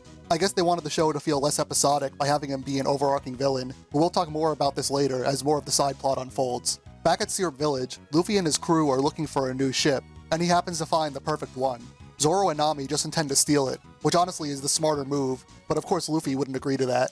In this version, the ship belongs to Kaya, and Usopp is the one who takes care of it.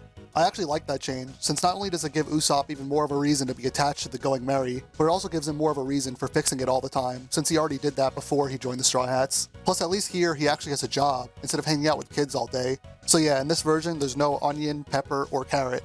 No, not that carrot. I'm sure some people don't like that these three characters were omitted from this version, but I'm not too upset about it. We also later find out that Kaya doesn't just own this ship, she owns the whole shipyard. So in this version, we actually get an explanation as to where she gets her wealth from.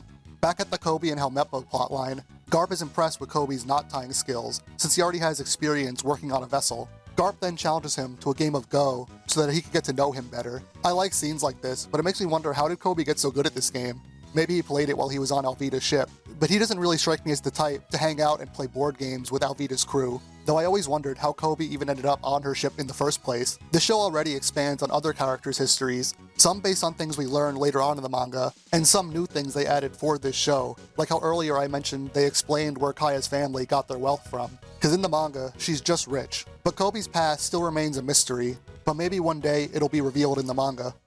So back at Syrup Village, since Usopp and Kaya are such great friends, he believes he can convince her to give Luffy the ship, but her butler and staff don't really like him hanging around there. I'm glad that Clawhador, got to keep the golden poop symbols on his suit. Plus I also like that his crew members, Sham and Bucci, also get to go incognito with him in this version. I like that he's willing to let his crewmates help him with this part of his plan. Plus I also don't mind them gender-bending Sham here, mainly since her, as well as the actor playing Bucci, have a great old-fashioned comedic duo going on. I know we're not supposed to know yet that Kaya's staff are evil pirates, but it's just so obvious in this version. I mean, not that it wasn't obvious in the anime either. I mean, Captain Kuro is literally just the murder mystery trope, the butler did it, personified. When I first watched the anime, I thought Kuro had to be a red herring, because there was no way it would be that obvious that he was the bad guy. So I guess they knew that when making this version, since here they waste no time at all revealing his plan. But despite her butler insisting not to have any company over, Kaya decides that since Luffy and his crew are friends with Usopp, they should stay over for dinner, even though they only met him 5 minutes ago. In the manga, Kuro's reasoning for not wanting Usopp to hang out with Kaya is because he's the son of a pirate, and when Kuro keeps bad-mouthing his father, Usopp gets so mad that he even punches him in the face. Unfortunately, we don't get that in this version, and here Kuro just says he doesn't want him near her because she's so sick. Despite that, he's still able to sneak into her room every now and then so he could tell her the classic Usopp tales that we all know at this point will become true one day, like the giant goldfish with island-sized poop that we may see in Season 2. But since they're staying over for dinner, Luffy and the gang need to get dressed appropriately. I like seeing the Straw Hats wear nicer clothes, like in Strong World when they're all wearing mafia suits. And naturally, this is something Nami is greatly enjoying as well, but Luffy keeps giving her very Luffy-esque commentary on all her outfits. Well, what do you think? You look like Nami. But despite Kaya's hospitality, Nami seems to really hate her for no reason. But in this scene we find out she just really hates rich people. I mean really hates rich people. Like a Twitter socialist. In the manga, Nami never really had a problem with Kaya or Vivi being rich. To her, rich people are mainly just targets for her to steal their money, but she doesn't really resent them like she does here. So I don't really know why they added this to her character, especially since one of Nami's biggest characteristics is that she loves money and is extremely greedy. Another weird character moment is when Zoro is also looking for nice outfits to put on, but when they ask him what he's gonna wear, he just says, Something black.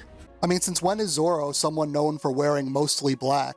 His default outfit pre-time skip is literally the opposite of black. In general, I'm not really very fond of how they handled Zoro's character as a whole in this version. They made him so brooding and stoic, even though in the manga, especially pre-time skip, I know post-time skip he's a lot more serious, but he still goofs off a lot. But here, he's barely cracked a smile even once. Even Nami makes fun of how edgy he is here. Maybe as the series goes on and he gets more comfortable with the crew, he'll loosen up a bit. But for now, I can't imagine this Zoro doing some of the funny things that he does in the anime. Though I do like that Zoro actually recognizes Kuro when they first meet. He doesn't really identify him at first, but he says that he looks familiar since he's seen Captain Kuro's wanted poster before. But while they're getting dressed, the staff prepare dinner, and the blue soup they're making for Kaya here looks like something straight out of the Cat in the Hat live-action movie. I love how seriously Kuro takes his butler role, to the point where he reprimands Shaman Buchi for one of the glasses being dirty. I also just love the dinner scene here, but that could be because the chaotic nature of it reminds me a lot of the dinner scene from Shrek 2. Once their dinner is interrupted by Kuro, Kaya says that they should stay the night since it's getting late. I mean, I know Kaya is supposed to be kind-hearted, but this guy you don't know just stood on your table and screamed about how he wants to be a pirate, and now you're letting him sleep in your house. And while they stay the night, Luffy tries stealing some food, Zoro tries stealing some booze, and Nami tries stealing, well, everything. So her generosity really could have bit her in the ass. But while that's going on, Kuro's talking to Mary about how Kaya is going to transfer ownership of her family business to Kuro instead of Mary. Mary thinks it makes more sense for him to get ownership instead of the butler that's only been with the family for a few years. But Kuro doesn't want him to convince Kaya, so instead he just kills him right then and there. And admittedly, this is a pretty cool scene. It's a lot like a horror slasher film. After this, we cut back to Buggy and the Fishmen, and we get a surprise early appearance from Arlong. In this show, Arlong acts more like a crime boss, and the entirety of East Blue is his territory.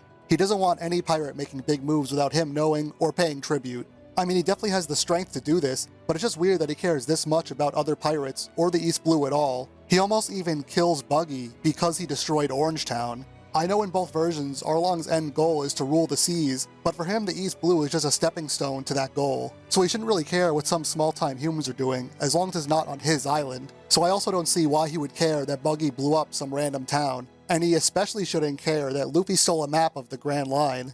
He even keeps Buggy around just so he can help him find Luffy. I mean, why the hell does everyone want that damn map? They make it seem like it's the only one in the entire East Blue. I mean, Buggy and Arlong have both been to the Grand Line, and Arlong literally has the Navy in his pocket. He can just make Nezumi get him one. Plus, the whole reason he has Nami in his crew is so she can make maps for him. I mean, I know she can't make a map of a place she's never been to, but if the map is so valuable to him, he could just go to the Grand Line with her and have her make the map for him for free. This whole subplot just exists to introduce Arlong sooner and keep Buggy around longer. And although I won't complain about more Jeff Ward, I think all this scene accomplished is just making Arlong seem less intimidating. Back at Kaya's mansion, Luffy and Zoro find Usopp in the kitchen practicing with his slingshot, and this is where he reveals that Usopp is his dad. Nami also accidentally stumbles into Kaya's room while she's going around stealing whatever she can get her hands on. I actually really like how Nami and Kaya bond a lot in this scene. I mean, Nami is probably the first girl her age he's talked to in years, so she's probably willing to bond with anyone, even if it's someone stealing her shit. Kaya doesn't really mind anyway, since her house is already filled with trinkets and gaudy decorations. She could spare to lose some.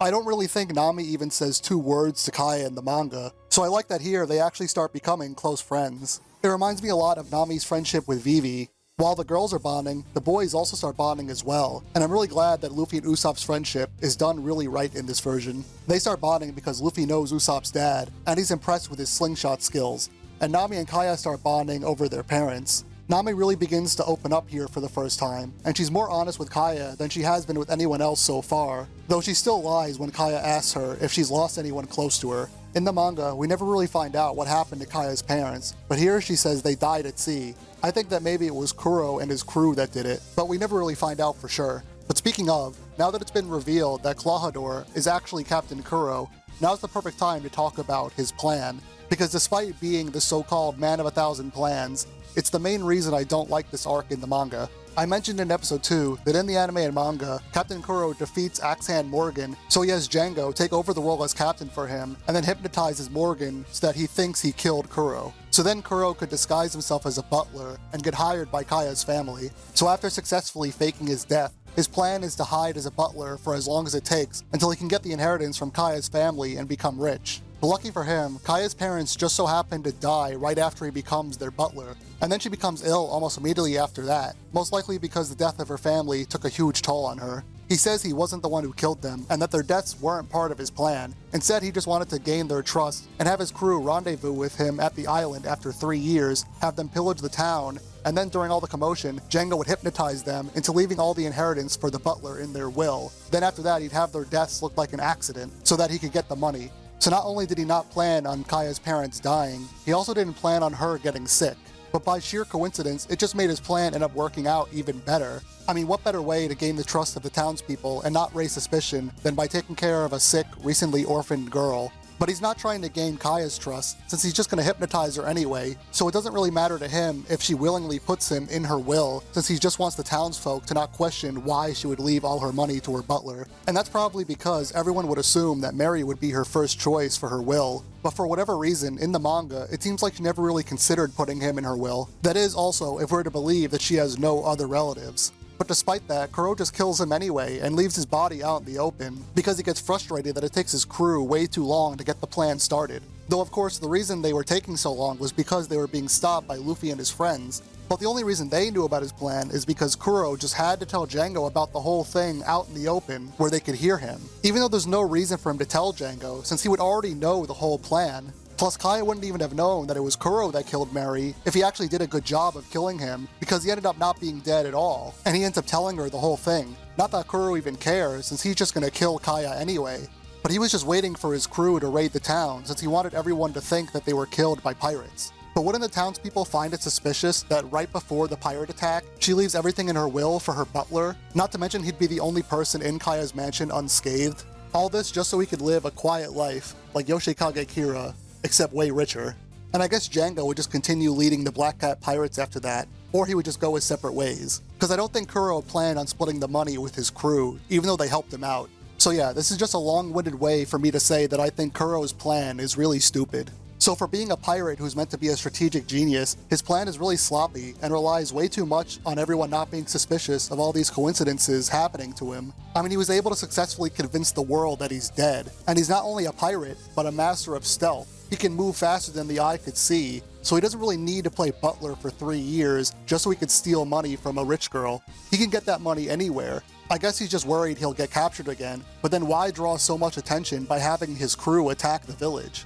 So one thing I was really hoping for in the live-action version of this arc was for them to make Kuro's plan a lot better. Maybe even give him more motivation as to why he even needs Kaya's money at all. Although they don't do that, his plan here is still a lot less sloppy than in the manga. It's still not great, but they definitely did improve on it. For one thing, when Kuro kills Mary, he actually stays dead. And he even tries to ensure that no one will find the body by sticking around and attempting to kill Zoro and Usopp when they find it. Of course he fails at that, but he still manages to knock out Zoro. Well, he doesn't, but Sham does, by breaking a bottle over his head, which to be honest is a pretty lame way of defeating Zoro. He's a lot stronger than that, so he shouldn't be taken out like a bitch. And even though Kuro was being smart before, he has the perfect chance to kill Zoro here, but he just doesn't, and they just throw him down a well while he's still alive. Though another thing I like is that he's the one who's responsible for Kaya's sickness. The blue Cat in the Hat soup that I mentioned earlier is what's making her sick, as well as the blue tea he keeps making her drink. And today just happened to be an extremely unlucky day for Kuro, since on Kaya's 18th birthday, which is the day she gets to inherit the family business, that's also the same day Luffy and Ko arrive. But even though she's supposed to inherit the business, the more she eats and drinks the blue shit, the more ill she gets. So he thinks it's only natural that she would let him run the family business, since he's the one who's been taking care of her all this time. And since we don't see Django or any other member of the Black Cat Pirates besides Sham and Bucci, we don't get to see the pirates attacking the town either. So it makes Kuro's plan a lot more small scale, which makes sense since he's trying to lay low and not bring too much attention to himself. Though for this show, they probably excluded it because it was too expensive to have another big budget action set piece in this episode. Plus, I was never really a fan of the trap they make in the manga or the fights against Kuro's crew. So hopefully the arc improves on that as well in this version. Though I do like Usopp's fight with Django. So to conclude this episode, we see Usopp crying because he found out Kuro's plan, but no one believes him that pirates are here. But there is one person who does, and it's Kobe. We also get more of Usopp's backstory, where it shows his mother dying after he tells her that he's sure that his father will come back, after he left for the store over a decade ago to get some milk and cigarettes. Usopp is just infamous in the One Piece community for being a deadbeat dad. But that's also the reason why every single day he screams that pirates are coming, because he hopes that one day his lie will come true and Usopp will come back home to him. Usopp's backstory isn't exactly a fan favorite like many of the others, but it's still a very emotional scene in the anime. Here I feel like his backstory was kinda glossed over. Plus the scene where him, Luffy, and Zoro are talking in the kitchen, it's the first and only instance in the whole episode where we find out he's supposed to be a great marksman, but all he's doing is just shooting popcorn kernels at frying pans, which is something most people, even myself, could do. Plus, like I said, some of the other characterization, mainly with Nami and Zoro, was pretty questionable. Though as a whole, this episode was alright. I like the bonding between Nami and Kaya, as well as Luffy and Usopp's blossoming friendship. I think all the new characters that were introduced in this episode, especially Kuro, were portrayed perfectly.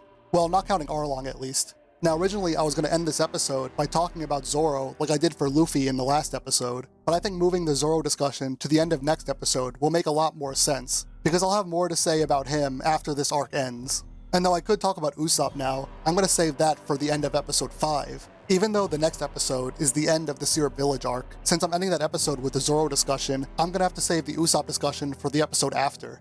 So then with that out of the way, let's jump right into episode 4.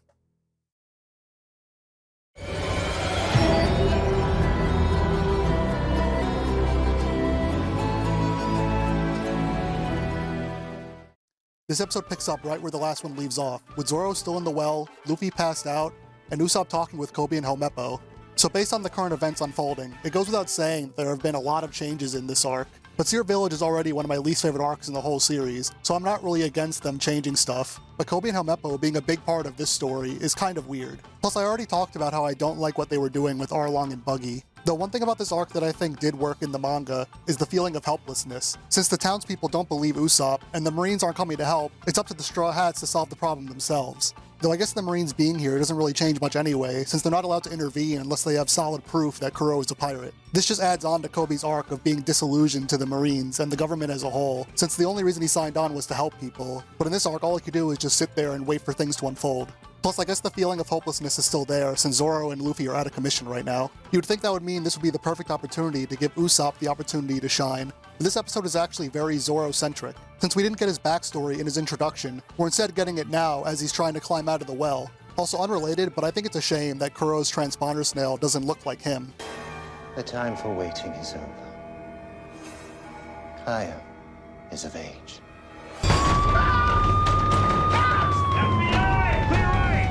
But I like how here they're showing his backstory in a very similar way to when Luffy was being drowned by Buggy. Him struggling to climb out of the well mirrors his struggles to beat Kuina. His backstory here is pretty much identical to the manga, so I don't really have much to say here, but I was surprised they used Kuina's full name. We don't find out that her family name is Shimotsuki until late in the Wano arc. That revelation probably didn't even happen in the manga until after they already started filming, or maybe Oda just told them before it was revealed. Zoro's relationship with Kuina, and later Tashigi, is one of the only instances in this whole series where they tackle gender disparity. I thought it was weird the first time I watched One Piece, how Kuina talks about how she can't do the things Zoro can do because she's a woman, even though later we meet some very strong female characters in the show. But when you think about it, most of the high-ranking Marines and government officials are men, and if a woman is in a position of power, it's usually because they're royalty. So the idea is there, but gender inequality is not something the show really expands on as much as they do with something like racism. The actors playing Zoro and Kuina here look a lot older than they did in the manga, so when Kuina says that Zoro is going to be genetically superior to her once he reaches puberty, it looks like they both already have. I guess they just wanted to age them up, because it'd be harder to have younger actors pull off these sort of sword fights. Kuina's death has been a meme in the fandom for a while, since usually in One Piece backstories, characters get killed by other characters, or they'll die of disease or something. So in this version, they just say that her death was an accident, and they don't say exactly how she dies. Back at Kaya's mansion, now that it's midnight, Kuro has decided it's time to enact his plan. But meanwhile, Usopp, Kaya, and Nami are sneaking through the walls to try to escape. But the way Kuro finds them is kinda dumb, because Usopp gets spooked by a spider, and even though Usopp's a cowardly character, bugs are one of the few things he isn't afraid of. And while they're trying to escape the mansion, Zoro finally manages to escape from the well when he remembers the promise he made to Kuina and her father after he gives her the Wadoichi Monji. Oh, and Luffy's fine too. He just pukes up all the blue stuff all over Helmeppo. Zoro also meets up with them because he gets lost trying to get back to the mansion. It's sort of weird seeing Luffy and Zoro reunite with Kobe and Helmeppo this early in the show. I mean, it's only been 2 episodes since they last saw each other, so it's not really a big moment. Plus, it's not like this is the only time this happens in this season either. so I hope that if they ever do adapt the Water 7 arc, that when they reunite again, it actually is a big moment like it was in the manga. So I assumed Kuro's plan was to slowly poison Kaya until she dies, but now he just decided to just kill her with his claws. And despite also receiving help from Sham and Bucci, he still isn't able to do it. Does it really take 3 pirates to kill one sick girl? I thought the whole point was to make it look like an accident, or just a natural illness. But once they find her body covered in slashes and stabs, people are going to start getting suspicious, especially if they find Mary's body. But even if he succeeds, if he ends up killing Usopp too, since that means he would suddenly stop ringing the bell and screaming about pirates every day, people will probably immediately notice that he's gone. So even though in the last episode it seemed like they were improving on Kuro's plan, it just ends up being more sloppy in this version than it was in the manga. Though it is kind of funny that Sham and Bucci got all dressed up in their pirate outfits just to kill Kaya. But Luffy and Zoro make it to the mansion just in time, so now Luffy could fight Kuro and Zoro could fight Sham and Bucci. At least the show continues to have cool fight scenes, but here they end a little too quickly. In the last episode I mentioned that I was fine with most of the arc taking place mostly in Kaya's mansion, since I wasn't a big fan of the location they fight in the manga. It's just a little boring. But the set for Kaya's mansion looks great, and there's a lot of potential for some cool action. But Luffy's fight with Kuro just takes place in this one cramped room, so there just isn't really enough space for them to play around with, which is especially disappointing given the way Kuro moves and fights. But since the Straw Hats saved Kaya, she repays them by giving them a new ship. And I kinda like that Luffy's the one that gives it the name the Going Merry. Usopp even gets to kiss Kaya before he goes. So while they sail away, Garp chases after them, and Kuro escapes on a canoe. But while they're sailing on the Going Merry for the first time, the music playing in the background is an orchestral version of We Are. Playing the first and most iconic opening from the anime is the perfect song to play while they're sailing away on the Going Merry for the first time. But the ship doesn't have a Jolly Roger yet, so we get to see Usopp draw his own, which is almost exactly the same as his usual Jolly Roger art, except this one has a normal sized nose, which is kinda weird to look at.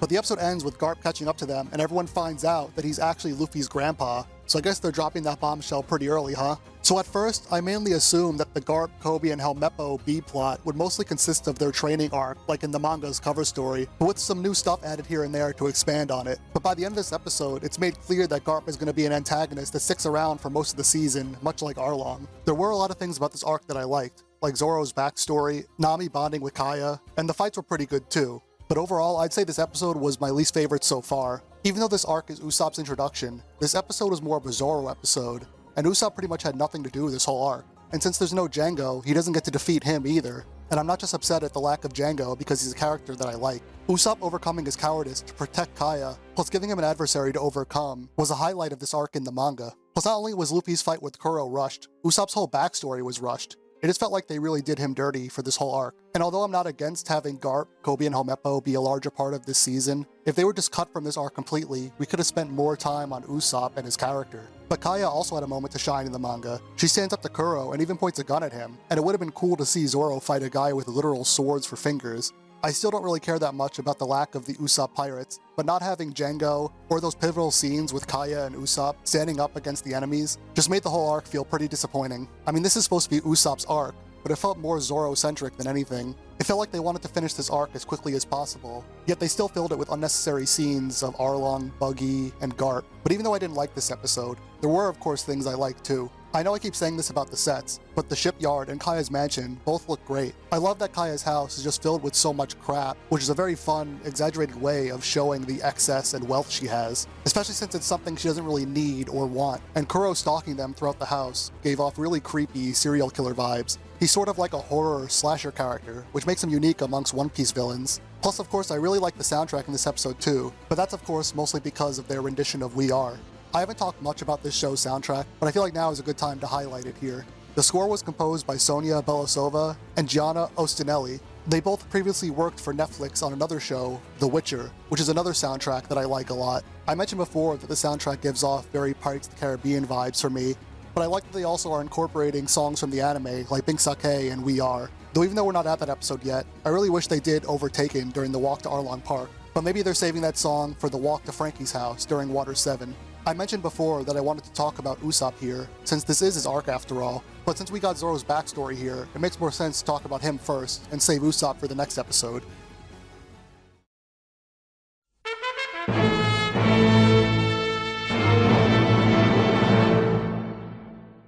Let's talk about the flashbacks first, because Maximilian Lee Piazza does a great job at playing a young Zoro.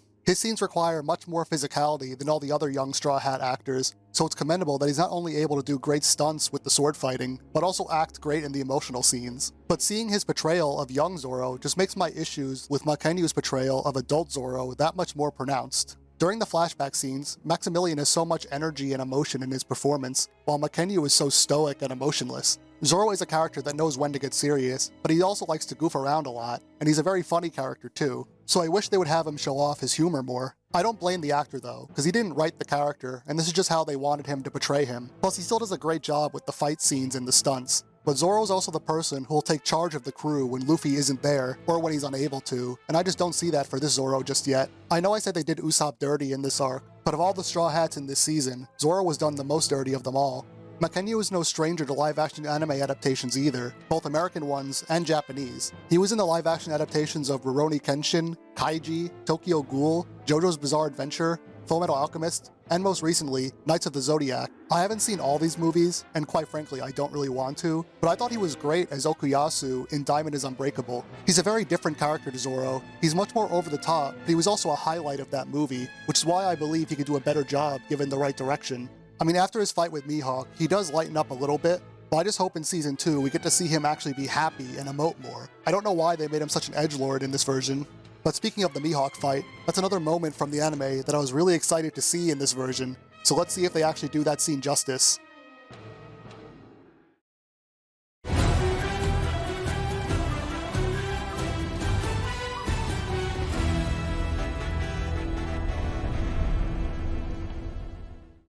So before the crew can go to the Baratier, they have to confront Garp, who finally caught up with them. And now they all know that Luffy's grandfather is in fact a vice admiral for the Marines.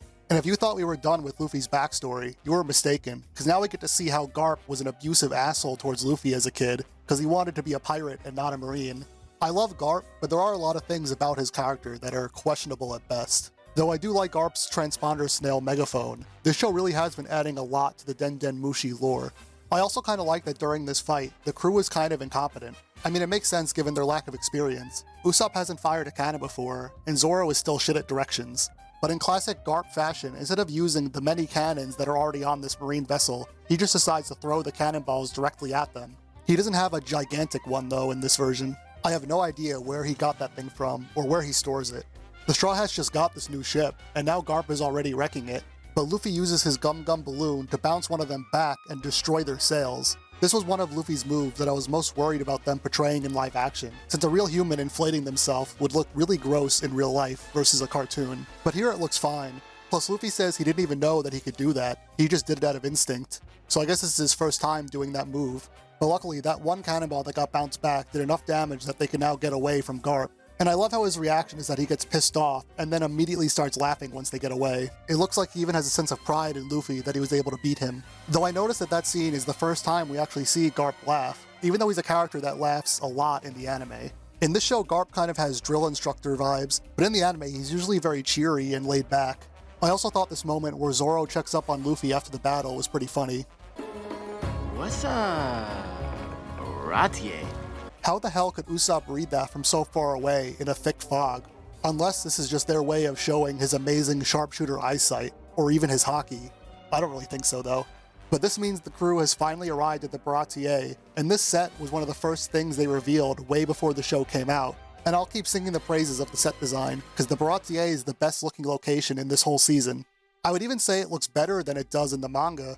I love that there's a bar in the fish's mouth, and the lighthouse at the top is a genius touch. The restaurant also has a bunch of docks attached to it for ships, which makes sense since in the manga, there's a bunch of people inside, but we never see any ship, so we don't know where the hell they came from. Unless they all just got dropped off, like some sort of sailor Uber. Plus the inside truly gives off the vibes of a 5-star restaurant, and all the lights look very pretty. It makes me wish I could eat in this restaurant myself. It just goes to show how practical sets go a long way in making the world feel real. But once they arrive, they're greeted by the maitre d', who's actually a fishman. Well, that's interesting, I guess, but of course they also get introduced to Sanji. But before I talk about him, I gotta gush about the soundtrack again. For the scenes in the Baratier, they use a lot more jazz instruments than they did in the previous songs, which is something they also do a lot for Sanji in the anime. These songs are a lot more fast-paced and upbeat, which works perfectly for the more hectic cooking scenes, which is also complemented beautifully by the more snappy dialogue. I love this whole exchange with Sanji, Patty, and Zeph. It's the most real sounding dialogue we get in this whole show. Pretty much every single thing in this scene is working together perfectly, which is exactly what I needed after the disappointment that was the last episode. This snappier dialogue also works really well for Zeph because he talks exactly like Gordon Ramsay in this show, which I like to think they did intentionally. But much like Welsh Garp, British Zeph is something that took me a bit to get used to, and that goes double for British Sanji. I knew the actor was British beforehand, but hearing him talk for the first time as Sanji was really jarring for me, more so than any other character in this show.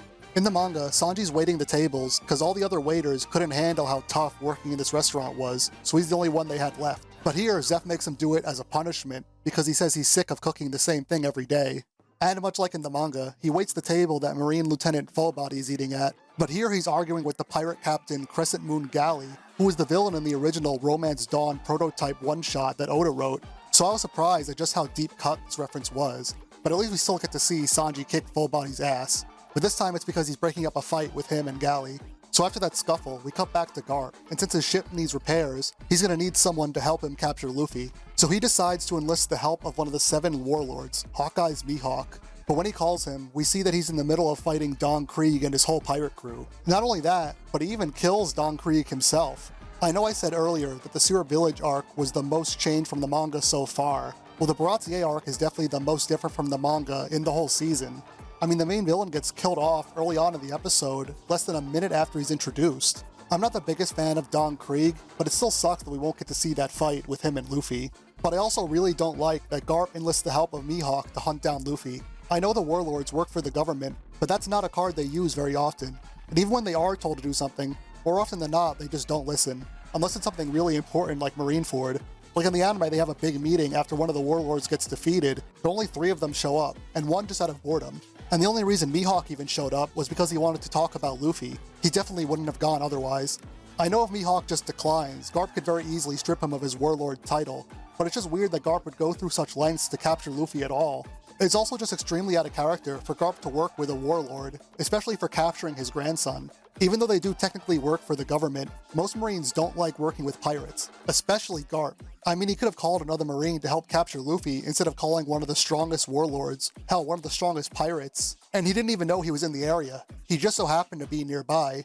I mean, I know this could just be Garp showing his tough love for Luffy and being hard on him, since more than anything, he hates the fact that Luffy wants to be a pirate. So if his goal is to crush their dreams, there's no better way of doing it than having a much stronger pirate utterly defeat them. But at this point in Garp's life, he just doesn't really care that much anymore. I mean, where do you think Aokiji gets his lack of fucks from? Not only that, but I just think this also ruins Mihawk's reveal. In the manga, Don Krieg is hyped up to be the most fearsome pirate we've seen thus far. He has one of the largest fleets we've seen in the show, and he himself is pretty powerful too. Yet after spending only a week in the Grand Line, him and his entire crew were almost completely wiped out by just one man and barely made it back alive. But then once Don Krieg goes to the Baratier, that man comes back to finish the job. And when he does, we get the biggest display of power we've seen yet in the show when he effortlessly slices Don Krieg's huge ship cleanly in half. He's the first warlord we meet in the show, and when he's introduced, it really opens up the whole world by showing just how large the gap is between the Straw Hat crew and the stronger pirates on the Grand Line. But what makes his reveal work so well is just how sudden it is. Like I said before, Don Krieg and his crew were hyped up a lot by being this really powerful armada, but even they were all wiped out by just one guy. All Luffy wants to do is go to the Grand Line, but once Mihawk is introduced, it shows the Grand Line isn't just going to be fun and games. I mean, that's pretty much a large part of what this arc is about, since Zeph has experienced the horrors of the Grand Line firsthand. But in this show, we don't know anything about Don Krieg, so it's not really that impressive that he's able to beat him, though him slicing his ship in half is still pretty cool. But when he arrives at the Baratier, nobody gets a taste of his power, because he's just kind of chilling at the bar. So not only is Arlong after Luffy, but also one of the most powerful Marines and the strongest swordsman in the world. But at this point in the story, Luffy's a nobody. He just got a ship, and he only has a crew of 4 people, so having all these major characters coming after him so soon just makes him feel a lot more important than he should feel at this point in the show. I mean, he doesn't even have a bounty yet.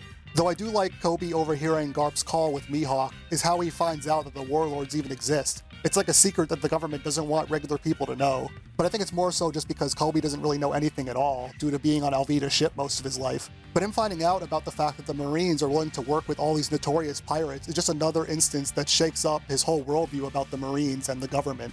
However, I do like that in this version, Luffy becomes a chore boy for the Baratier, not because he accidentally hits the place with a cannonball, but because he just can't pay for all the food he's eaten.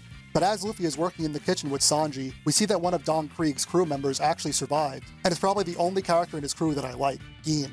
So even though we aren't getting Don Krieg's fight with Luffy, I'm glad that they're at least including Gin here, albeit briefly. Plus at least we can use him as a way to hype up Mihawk, but that just means in this show, he's just Gin in name and appearance alone. His character only exists to spout exposition, and nothing about his personality is like the Gin we know from the manga. So even though this episode started off pretty great, there are a lot of choices that they're making right now that I'm not really enjoying. But one thing about this episode that's shining through more so than any other episode is the writing. We get to see the crew actually bonding, bantering, and hanging out, and those scenes are pretty fun. I really like the scene later on where Nami and Zoro play a drinking game with each other and start learning more about each other too. Though I don't know why Zoro would assume that Nami grew up well off in a big city when he knows that she hates rich people. We even get to see Zoro laugh in this episode, possibly for the first time. But while that's going on, Mihawk appears at the bar, and even though he's only interested in getting Luffy, Zoro decides that now might be his only chance to challenge him to a duel. So now we get to one of the most hyped up moments from this season, the fight between Zoro and Mihawk. And just like most of the other fights in this show, I got no complaints. Both actors do a great job with the sword fighting. And we also get a really good emotional scene with Makenyu when he says he'll never lose again once the fight is over. But one thing I didn't like about this fight is that Sanji wasn't even there to see it. This duel is a big moment for Zoro, yes, but it's also a very important moment for Sanji's character. Sanji says that it would have been better for Zoro to just give up on his dream rather than get killed by Mihawk, since Sanji gave up on his dream to find the All Blue in order to help out at the Baratier.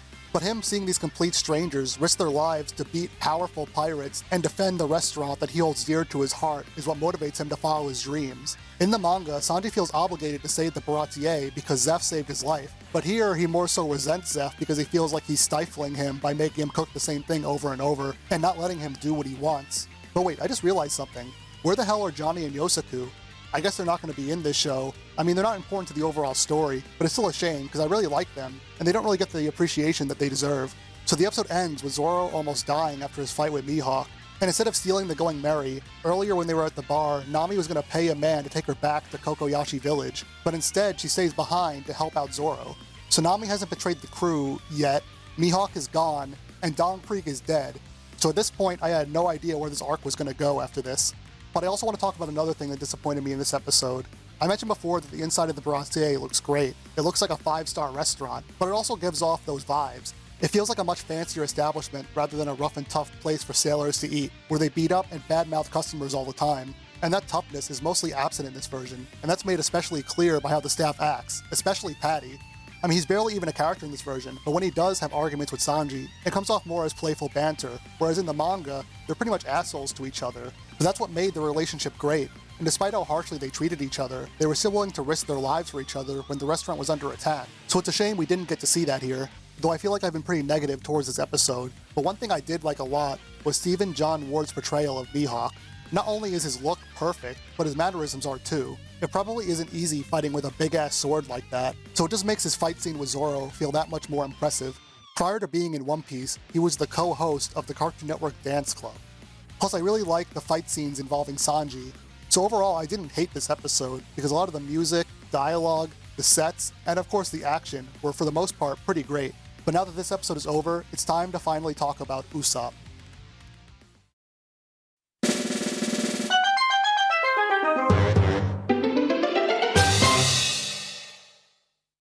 Usopp is played by Jacob Romero, and prior to being in One Piece, his main claim to fame was being in one episode of Grey's Anatomy. Usopp is another character that I thought would be hard for them to get right, and although many people were disappointed at his lack of a Pinocchio nose, I think he plays the character quite well, and that's also despite how this show handles his character arc. Though at a lot of points he comes off a little too charming. I don't know, maybe he's just a little too good looking and charismatic to play someone like Usopp. Plus, we surprisingly haven't seen much of his cowardly side, which is pretty much his main character trait. His Usopp versus the manga Usopp is pretty much like that flirting versus harassment meme. So despite me feeling like the writers rushed through his arc and haven't really given him a lot of moments to shine in these episodes, I still think Jacob does a good job in the role, and I really like his chemistry with Luffy and the rest of the crew. Though since we're getting closer to Arlong Park, he should be getting some moments to shine very soon.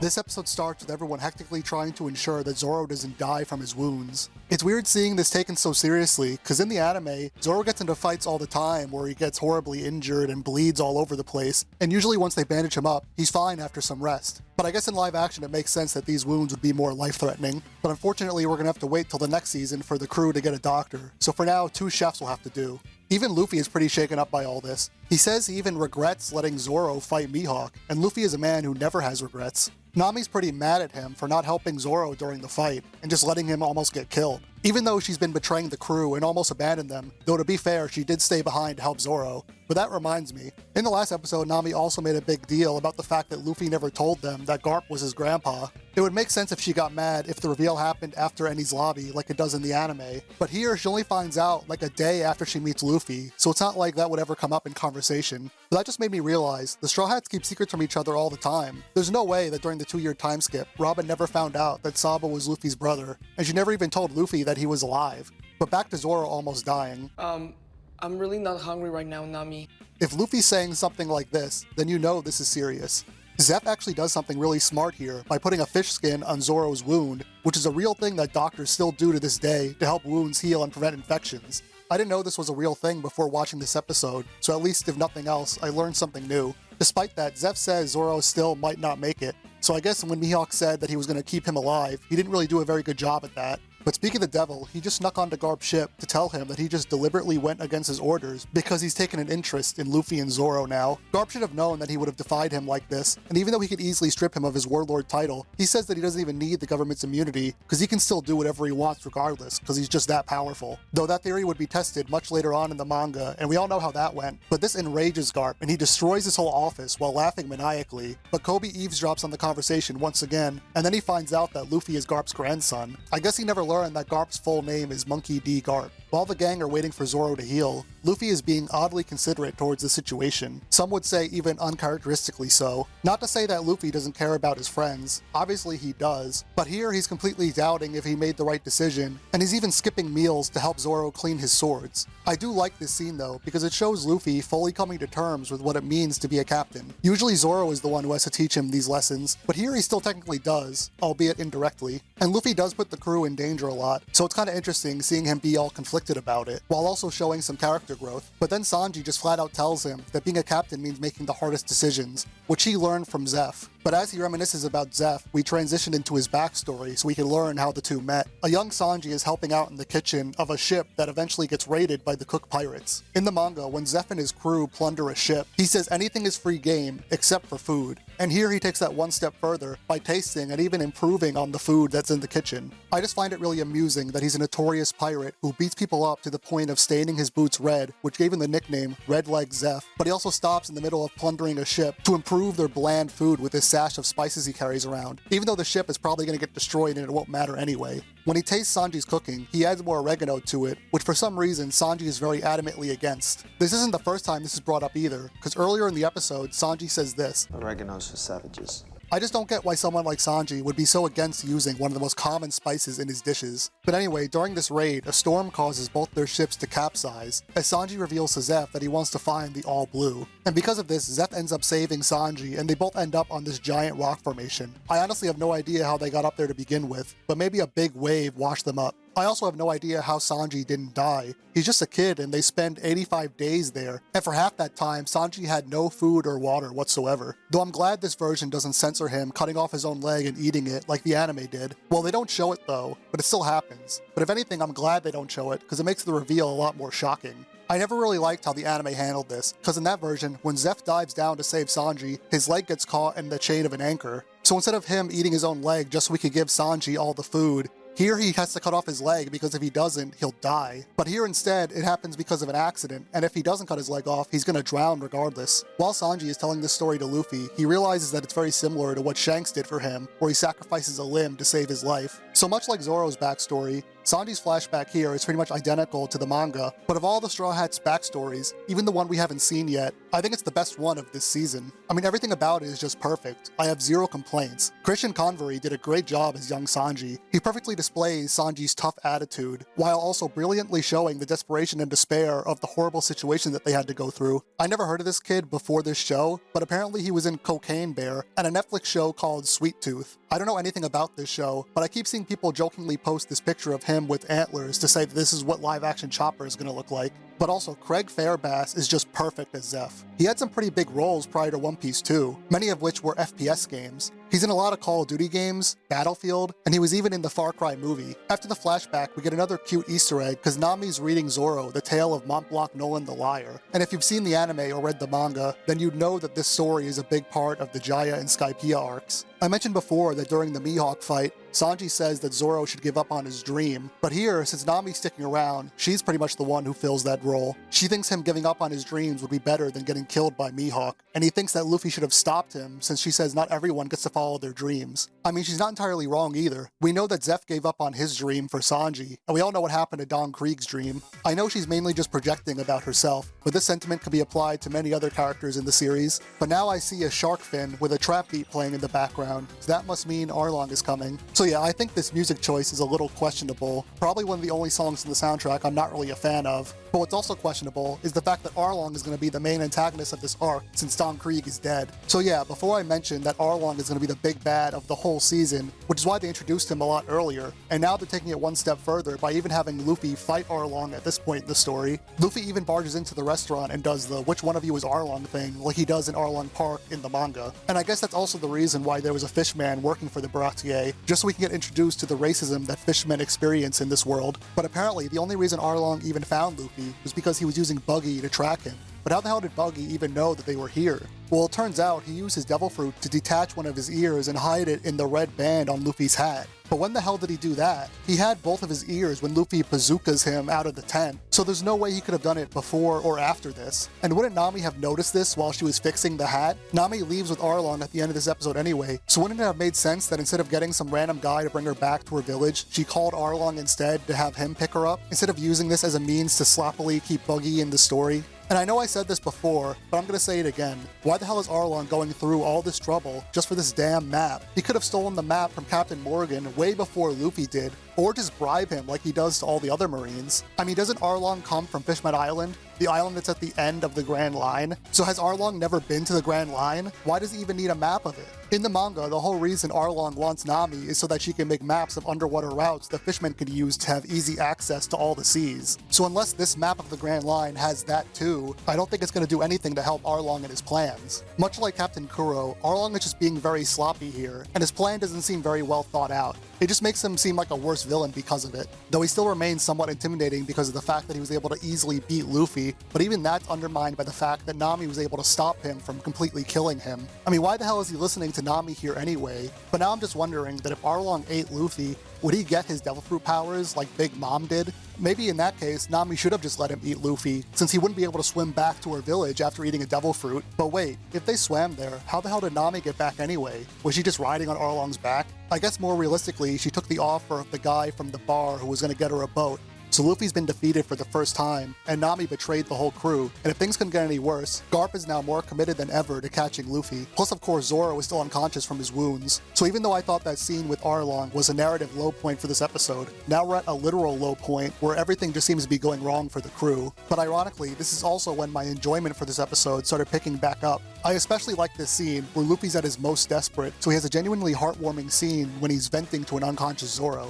Watching this scene in Japanese is also pretty interesting, because it's not often you get to hear Mayumi Tanaka as Luffy give such a calm and emotional performance. Luffy is almost always at 100% at all times, so seeing those rare instances where he gets to be more calm and serious are always nice. But Luffy's desperate pleas finally causes Zoro to wake up, and this is where he declares himself as Luffy's first mate. So it's nice that we're finally getting to see Zoro's loyalty to Luffy, but I thought this was weird because Zoro isn't technically Luffy's first mate. Oda has always called Zoro and Sanji Luffy's right and left hand, or his wings. They are pretty much both equally Luffy's second in command, even though most of the time Zoro is the one who takes up that role. I mean, it's not like I'm against him being the first mate of the crew, and after what he did in Thriller Bark, he certainly deserves it, but I just like that Oda gives both Sanji and Zoro equal importance in the crew. I mean, in the manga, his official title is just Swordsman, and to add on to the good news, Sanji officially joins the crew too, and he's gonna help them get Nami back. He's way less reluctant to join the crew in this version, but I think that's fine. Sanji's always described as one of the kinder members of the crew, but that's not something we really see much from him, even though that's a large part of the Whole Cake Island arc.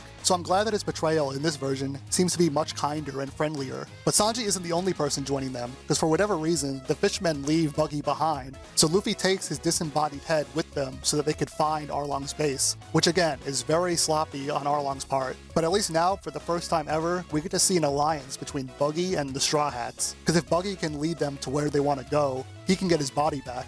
And that's how this episode ends. So of course there were a lot of things that I liked about this episode. In particular is Sanji's backstory and Luffy's heartfelt speech to Zoro, but I think that unfortunately there were more things that I disliked than liked. On paper, I'm not really against having Arlong show up earlier in the series just to have him be a more looming presence, but the way they had to write him to justify him being in this part of the story just made him seem a lot less intimidating and kind of dumb.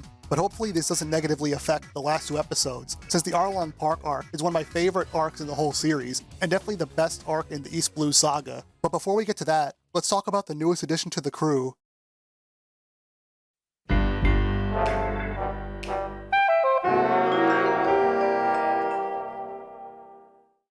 I remember the day this show came out, before I got a chance to watch it, everybody was talking about Taz's performance, and now that I've seen it, I could easily see why. Not only did he learn how to cook like a Michelin-star chef in order to make the cooking scenes with Sanji feel more real, but he also practiced martial arts for years and really perfected Sanji's black leg fighting style and even got his black belt signed by Oda himself. So he definitely did his homework on the physical side, but as far as his acting goes, he definitely knocked that out of the park too. I mentioned before about how he feels very friendly and warm in this version, but I also really like his banter with Zeph and the rest of the crew as well, especially Nami. I really like that they deliberately toned down his more pervy nature and just made him more charming and flirtatious. It just fits the character better to have him be more chivalrous rather than cripplingly horny. Plus the scene where he gets all emotional after leaving the Baratier and saying thank you to Zeph is just very well done. In a Reddit AMA, Matt Owen says that Sanji is the character that made him fall in love with One Piece, so it's no surprise that he's the Straw Hat that gets the most love here. Though some of the things I didn't really like about Sanji had nothing to do with Taz's performance. Since a lot of this arc focuses on Zoro and Arlong, we don't really get a lot of Sanji's arc. Hell, Sanji doesn't even really have an arc here. From the get-go, he wants to leave and find the All Blue, and once Luffy and the crew show up, that's his means of doing so he jumps at the chance to leave when he's able to. Plus, they never really explore why he fights with his legs to begin with. He doesn't want to use his hands because if he damages them in a fight, he won't be able to cook. Plus, something neither this show nor the anime explore is why he smokes. Obviously, it's very counterintuitive for a chef to start smoking cigarettes, which is something that Zeph reprimands him for in the manga. But the reason he does it is because he wants Zeph to stop treating him like a child. But I guess they just didn't want to show a child smoking in either version. So much like Usopp, I feel like Sanji's arc was kinda rushed here. But despite that, I think Taz's performance is perfect, and I look forward to seeing him more as the show goes on.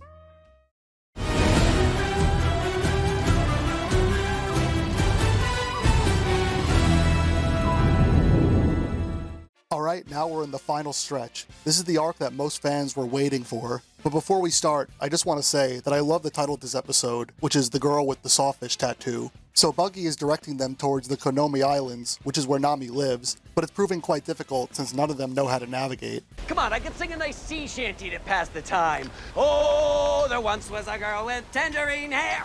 I thought Buggy was going to start singing Bink Sake here. After the title card appears, we get the beginning of Nami's backstory. Of course it starts off looking all happy and cute, but we know that just means it's going to get real dark real fast. The flashback is very brief, and it quickly jumps to the moment where Nami and Bellemere have that big argument where she says that she isn't her real mother. We barely get to see them living together as a family before this moment, and we don't really get to see Nami interacting with the other villagers at all, except for a very brief scene with Genzo, so this moment doesn't really have as much emotional weight as it should. We do see him later on, but in the show they never explain why he even has the pinwheel pinwheel. We do see Bellemere making a pinwheel out of a tangerine peel though, but it's a shame that Genzo's role in the show was significantly cut down, because he's a pretty important character for Nami. He's basically her surrogate father figure, and after Bellemere dies, he's pretty much her only guardian. Also, I mentioned in the last episode that it was weird that Nami was giving Arlong orders, let alone that he was actually listening to them. But now in this episode, she's making fun of and even threatening other people in Arlong's crew as well. It makes her role in the crew seem much more important, like she's Arlong's right hand or something, but really she's nothing more than a slave to them.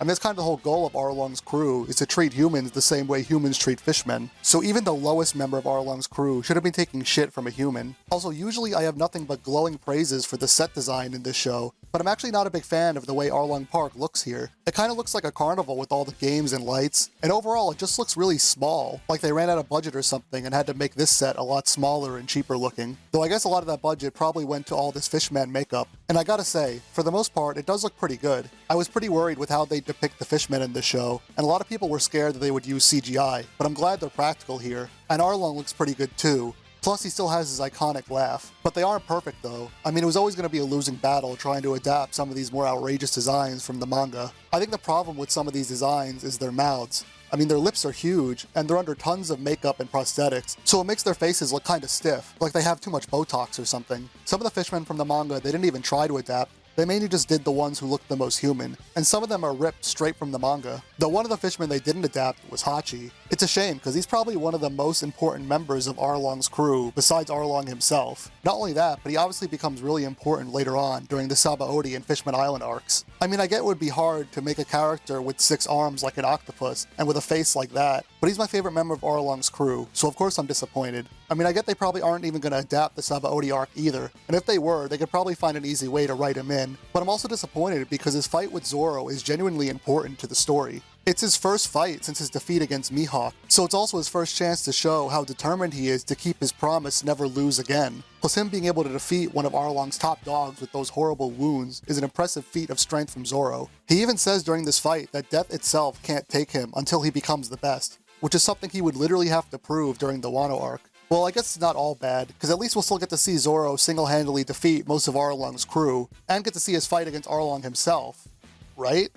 Well, enough about that though, because now we get yet another Garp scene, and this time he's at the Baratier, still hot on Luffy's trail. Though I gotta say, I really like this scene. Garp and Zeph never interact in the anime or manga, so it's nice seeing 2 legends from the old generation bonding over a good meal. And we know Garp, much like his grandson, is not one to turn down food. You can tell Garp has some respect for Zeph, much like he did for Roger, though in this case it's more so because he retired and made a better life for himself. This is a perfect example of a change I'm actually okay with. I mean, if you're gonna change things or add new scenes, then give us something interesting. Plus, it's the perfect opportunity to give fan-favorite characters who didn't get much time to shine in the manga more of an opportunity to do so here. Though in that sense, the only character that I could really say they did that for was Helmeppo, but more on him later. Luffy and the gang finally arrive at the village, and they see it's literally been turned upside down by Arlong and his crew. In the manga, the crew has to split up, which is something they do a lot post-time skip, but Usopp and Zoro go with Johnny and Yosaku while Luffy is fighting Don Krieg. But since we don't get Johnny and Yosaku or the Don Krieg fight, they just all go together with Buggy.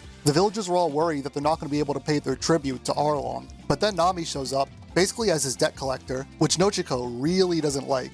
In this version, she pretty much hates Nami and doesn't consider her sister anymore, but in the manga, she understands why Nami's doing what she's doing. She knows that she's just trying to save her village because she feels like they have no other choice. I know that nobody knows yet that she's trying to collect the money for Arlong, but it just makes Nojiko and all the villagers kind of seem like idiots and assholes for treating Nami this way, even though she's the only person with a real plan to do anything about Arlong.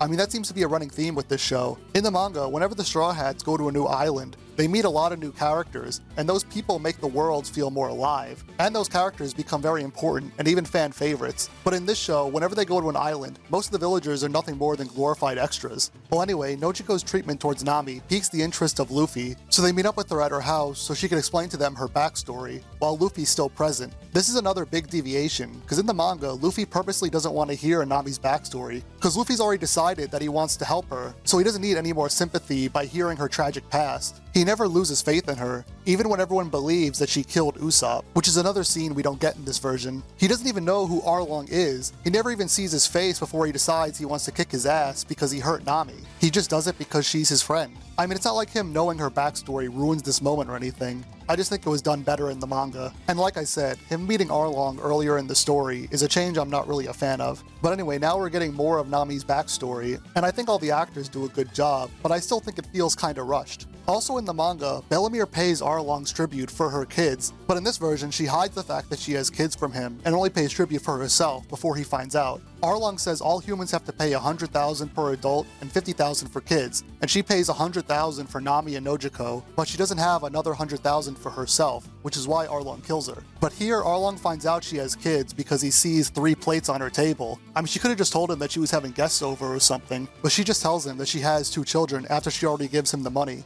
I understand why she doesn't want to lie about having kids, but here she has the opportunity to hide them from him and save both herself and her kids, whereas in the manga she couldn't do that, but instead she just decides to let Arlong find out anyway. I mean, there's no harm in lying if it's going to save her family. I just don't really get the badass Marine veteran vibe from this Bellemere like we did in the manga. Though even though I unfortunately think that her backstory is pretty rushed, I can't deny that the scene where Bellemere dies is still pretty heartbreaking here. And that's of course mostly because the actors do an amazing job in this scene. Especially Lily Fisher, who plays young Nami. She has experience playing children with trauma since a year before One Piece came out. She played a young Marilyn Monroe in the movie Blonde. I know child actors get a lot of crap and are prone to being ridiculed online, but it ain't easy, and I think all the child actors in this show have done a great job, so props to the casting director for that as well. After Nojiko explains her backstory, and Luffy and Zoro have a cute heart-to-heart on the rooftop, we see Arlong negotiating with Marine Captain Nezumi. I actually think their conversation here is pretty hilarious.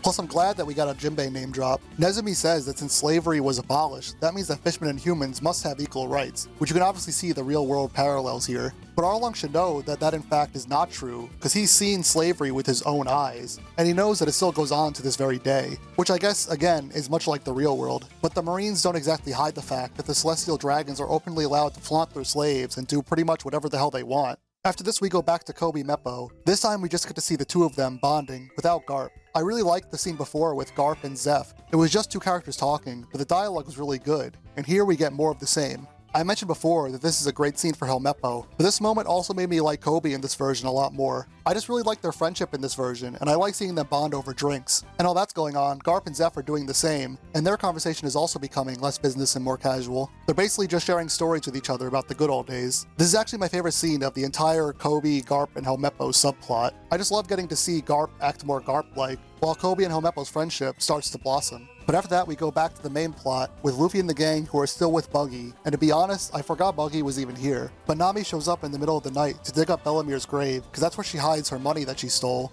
So this is where Nojiko finds out what Nami's been doing all this time, and Nami says she never told her because she didn't want her to get involved. But Nojiko is pretty much the only person who finds out, so that means you don't really get to see the villagers band together to help her like they do in the manga, which just adds on to my feeling in this show that none of the villagers or townspeople feel like real characters, especially Genzo, who does practically nothing this whole arc, which is a real shame because I really liked his character. And those moments in the manga where he acts like a parental figure towards her are really touching. And speaking of touching moments, we're finally about to see the scene that I was most anticipating and worried for when this show was announced. But before we get to that, the Marines take away all of Nami's money, and she realizes that Arlong is the one who put them up to this. But wait.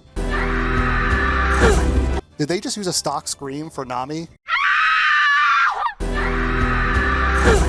But anyway, this is the moment that causes Nami to finally break down in a truly gut-wrenching scene. I remember when I watched the anime for the first time, this was the first scene to almost bring me to tears, and it wouldn't be the first time that would happen in this show. But not only is this scene iconic, it's also extremely important for Nami's whole character arc that this entire series has been building up to, so I was really hoping that they would do it justice, and I'm happy to say that they definitely did.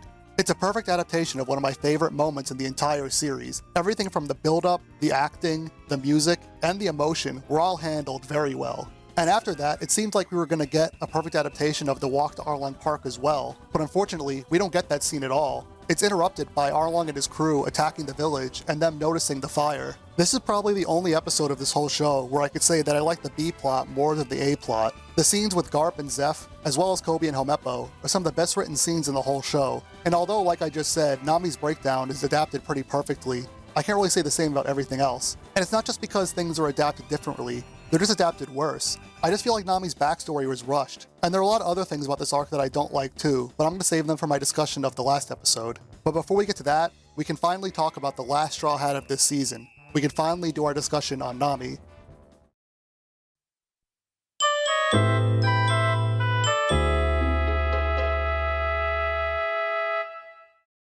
Nami is of course played by Emily Rudd here, no relation to Paul Rudd though. Though even though I never heard of her before, when she was initially cast, I wasn't really worried about how she'd portray Nami, because it was clear from the get-go that she was a huge fan of not only anime and manga, but Nami as a character. I mean, she said herself that it was a dream come true to not only be in One Piece, but also play her favorite character. Even though earlier on she started off pretty mean and stoic, I can tell that now that she's officially part of the crew, that'll probably change in the next season. Plus the one moment that I really wanted her to get right, she definitely pulled off beautifully. So I'm glad to say that she's a really great Nami, in terms of both her acting ability and her appearance, so I'm really excited to see how the character progresses as the series goes on.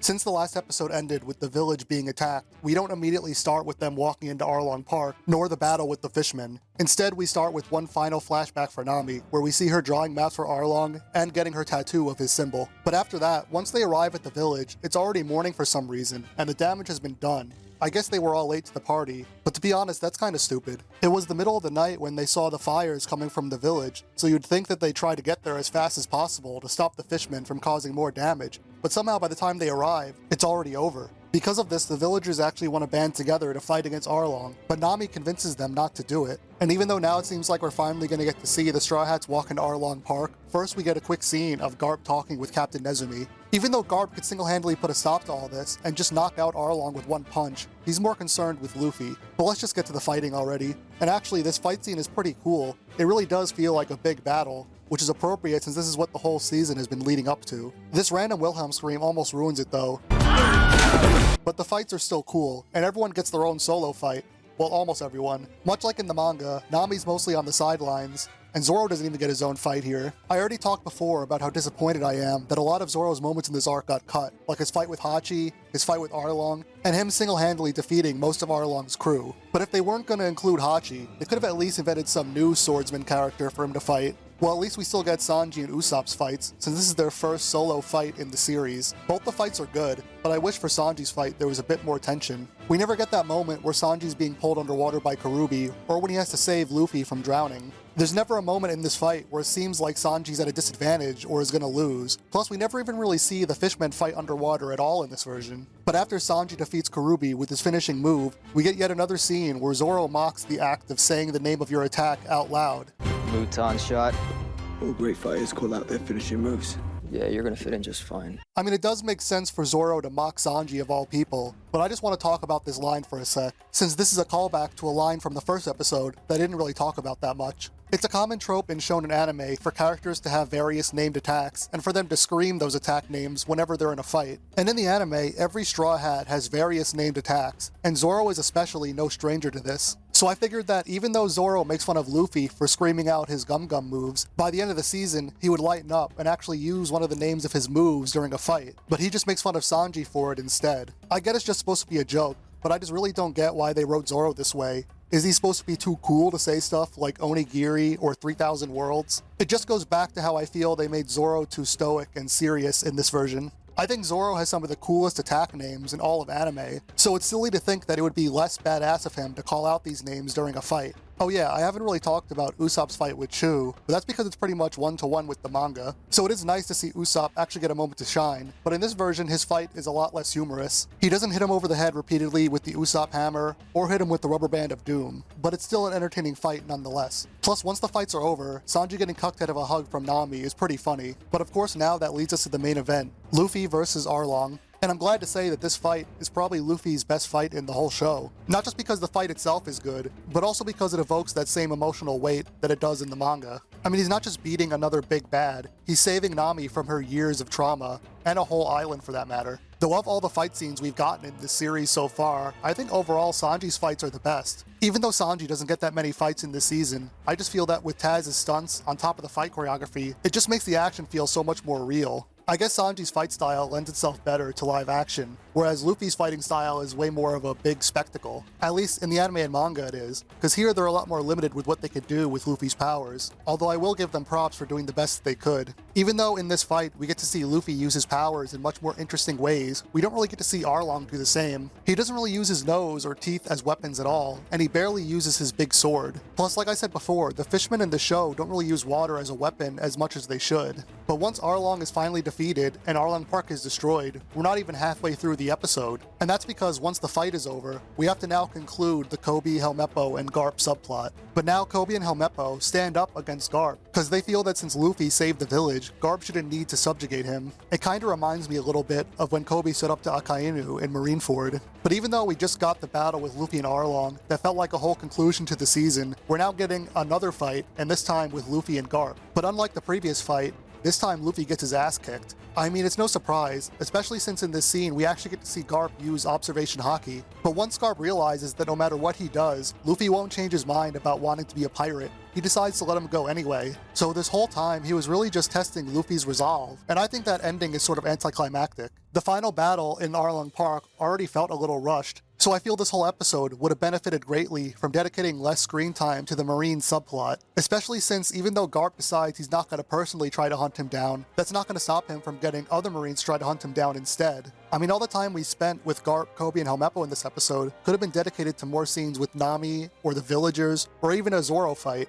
I mean, I like seeing Koby and Helmeppo's growth throughout the season, but the way they conclude Garp's story in this season just sort of makes it feel a little pointless. I mean, I don't mind Garp being more involved this early in the story, especially since it lets Koby, a character who was pretty important in the first episode, actually get to be relevant for the rest of the season. But they still could have done that and not have them be involved in pretty much every single arc, especially since so much time in this season is spent with them. It felt like there were a lot of important moments involving the Straw Hats that got rushed in order to squeeze in everything. Plus, throughout the story, while Garp is chasing Luffy, he's ignoring actual bad guys just so he could chase some rookie with no bounty and basically no crew. Although I know this is supposed to be negative, and it's a big part of Koby's arc as well, but I feel like it should have ended with Garp realizing that Luffy being a pirate has done more good than harm. I mean, every single island he goes to in this show, he ends up either saving someone or an entire island. He even ends up taking out some of the biggest threats to the whole East Blue. I mean, Garp is a Marine who wants to do as much good as possible, but he knows that with how the government works in this world, that more often than not, he's not allowed to get involved. And that's a large part of why he doesn't want to get promoted from Vice Admiral to Admiral. But instead, Garp is actually just worried that Luffy was going to give up on his dream once he realized how out of depth he was. But Garp should know more than anyone that Luffy isn't like that, and here he even reminds him of Gold Roger. So even though Arlong Park is my favorite arc in the entire East Blue saga, I feel like I've spent more time talking about this Garp subplot. Although of course there were a lot of things I liked, like the scenes with Garp and Zeph, and Koby and Helmeppo bonding. I feel like they nailed a lot of the emotional beats with Nami, and the fights were pretty great overall. But I think once you stop and take a look at this arc as a whole, it all just kind of felt like a bit of a letdown. A lot of things about this arc just felt rushed, like Nami's backstory, and the fact that almost none of the villagers have anything to do, and I'm a bit disappointed that so many iconic moments didn't make the final cut. I already talked about all the Zoro moments that weren't included, but there's also a lot of big moments for Usopp in this arc that were cut as well. We never see that moment where Nami saves Usopp by pretending to kill him, and he even stands up to Arlong at one point. Plus, one of my favorite moments from the Luffy fight with Arlong was completely absent in this version, and that's when Luffy admits that on his own he's completely useless. He can't cook, he can't navigate, and he can't tell a lie. And that's why he relies so much on the help of his friends. Plus, another one of my favorite moments is when Arlong defeats Zoro, and he realizes that he was fighting against him and his whole crew this whole time with such terrible injuries. The realization on his face once he notices Zoro's scars is priceless, and it's such a badass moment for Zoro, so I'm disappointed that both of these scenes weren't in this show. I mean, I know they're not going to include every scene from the manga, but all the ones I just listed are pretty major moments, not just for these characters, but the story as a whole. I mean, that scene I just talked about with Luffy admitting all of his flaws is such a big moment for his character, and it reinforces the themes of this arc, as well as the whole story. Plus, I already discussed before about how the way they introduced Arlong earlier on in this season just made him feel a lot less intimidating as a villain. Not to mention, once the arc is over and we get the big celebration after their victory, it feels like the story has to grind to a halt to wrap up the Garp subplot that didn't really feel justified in taking up as much screen time as it did. But anyway, now that this arc is wrapped up, we need to wrap up the rest of the season as well. We see Nami getting her new tattoo, Buggy and Alvida teaming up, Koby giving Luffy his first wanted poster, and the Straw Hats finally get their Jolly Roger. Garp also says that now he's gonna personally train Kobe and Helmeppo. Plus, we even get to see a nice scene of Shanks and Mihawk being friends. Plus, we also get the scene where all the Straw Hats announce their dreams while placing their foot on a barrel, instead of it happening after they leave Logtown like it does in the manga. So this episode, and the whole season, ends with a tease for Smoker and a nice little song about Nami that plays during the end credits. So even though there were a lot of things about this final episode that I felt were disappointing, I really liked these last few scenes and how they wrapped up everything in the end.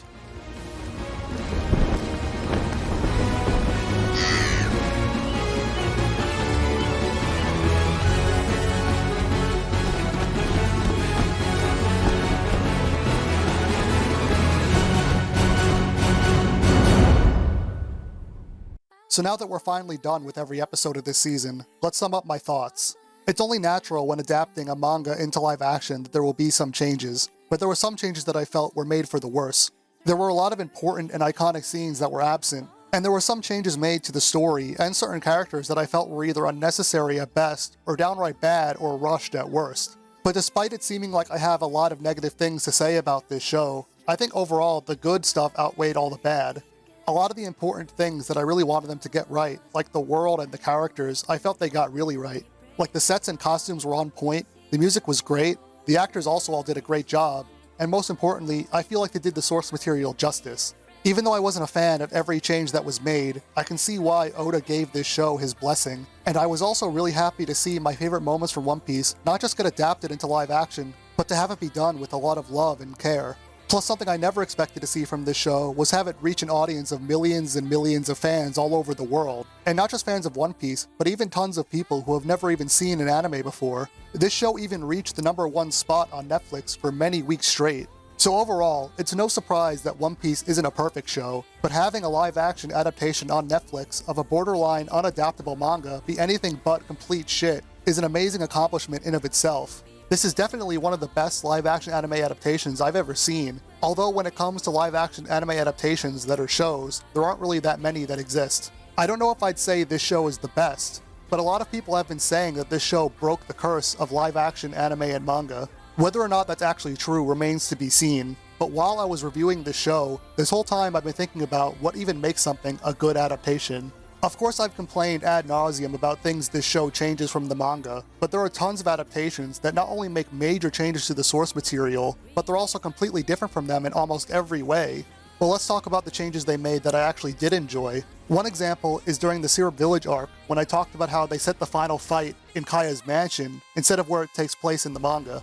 In the manga, most of the finale of the Syrup Village arc takes place on the shore in between two cliffs, and I just find this location to be rather dull in comparison to a lot of the grand set pieces we'll find in a lot of other One Piece arcs. But having it be set in the mansion allows for much more interesting set pieces, like the characters fighting in different rooms, and having Kuro stalk them throughout the house like a slasher villain. Plus it also fits thematically, since having Kuro fight Luffy inside the main place that he is fighting for makes a lot of sense.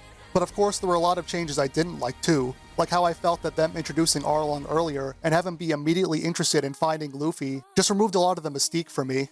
Plus they had to change his plans and how he operates in order to justify him being involved in this part of the story, which I felt made him way less intimidating as a villain, on top of the fact that they had to rush a lot of that arc in order to include Garp's story as well. So it's not just that I feel like it was done better in the manga, but I feel that if someone watching the show wasn't familiar with the source material at all, Arlong as a villain wouldn't have that much of a lasting impact on them.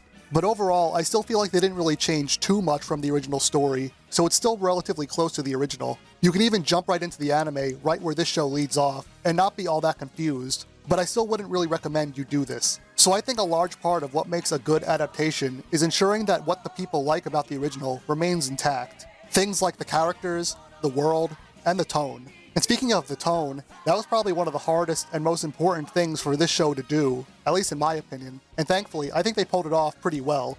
On the surface, One Piece looks like a pretty colorful and cartoony world, but once you start reading or watching, you quickly realize that it's actually pretty serious and dark at times. It's able to both be extremely goofy and handle dark and serious themes.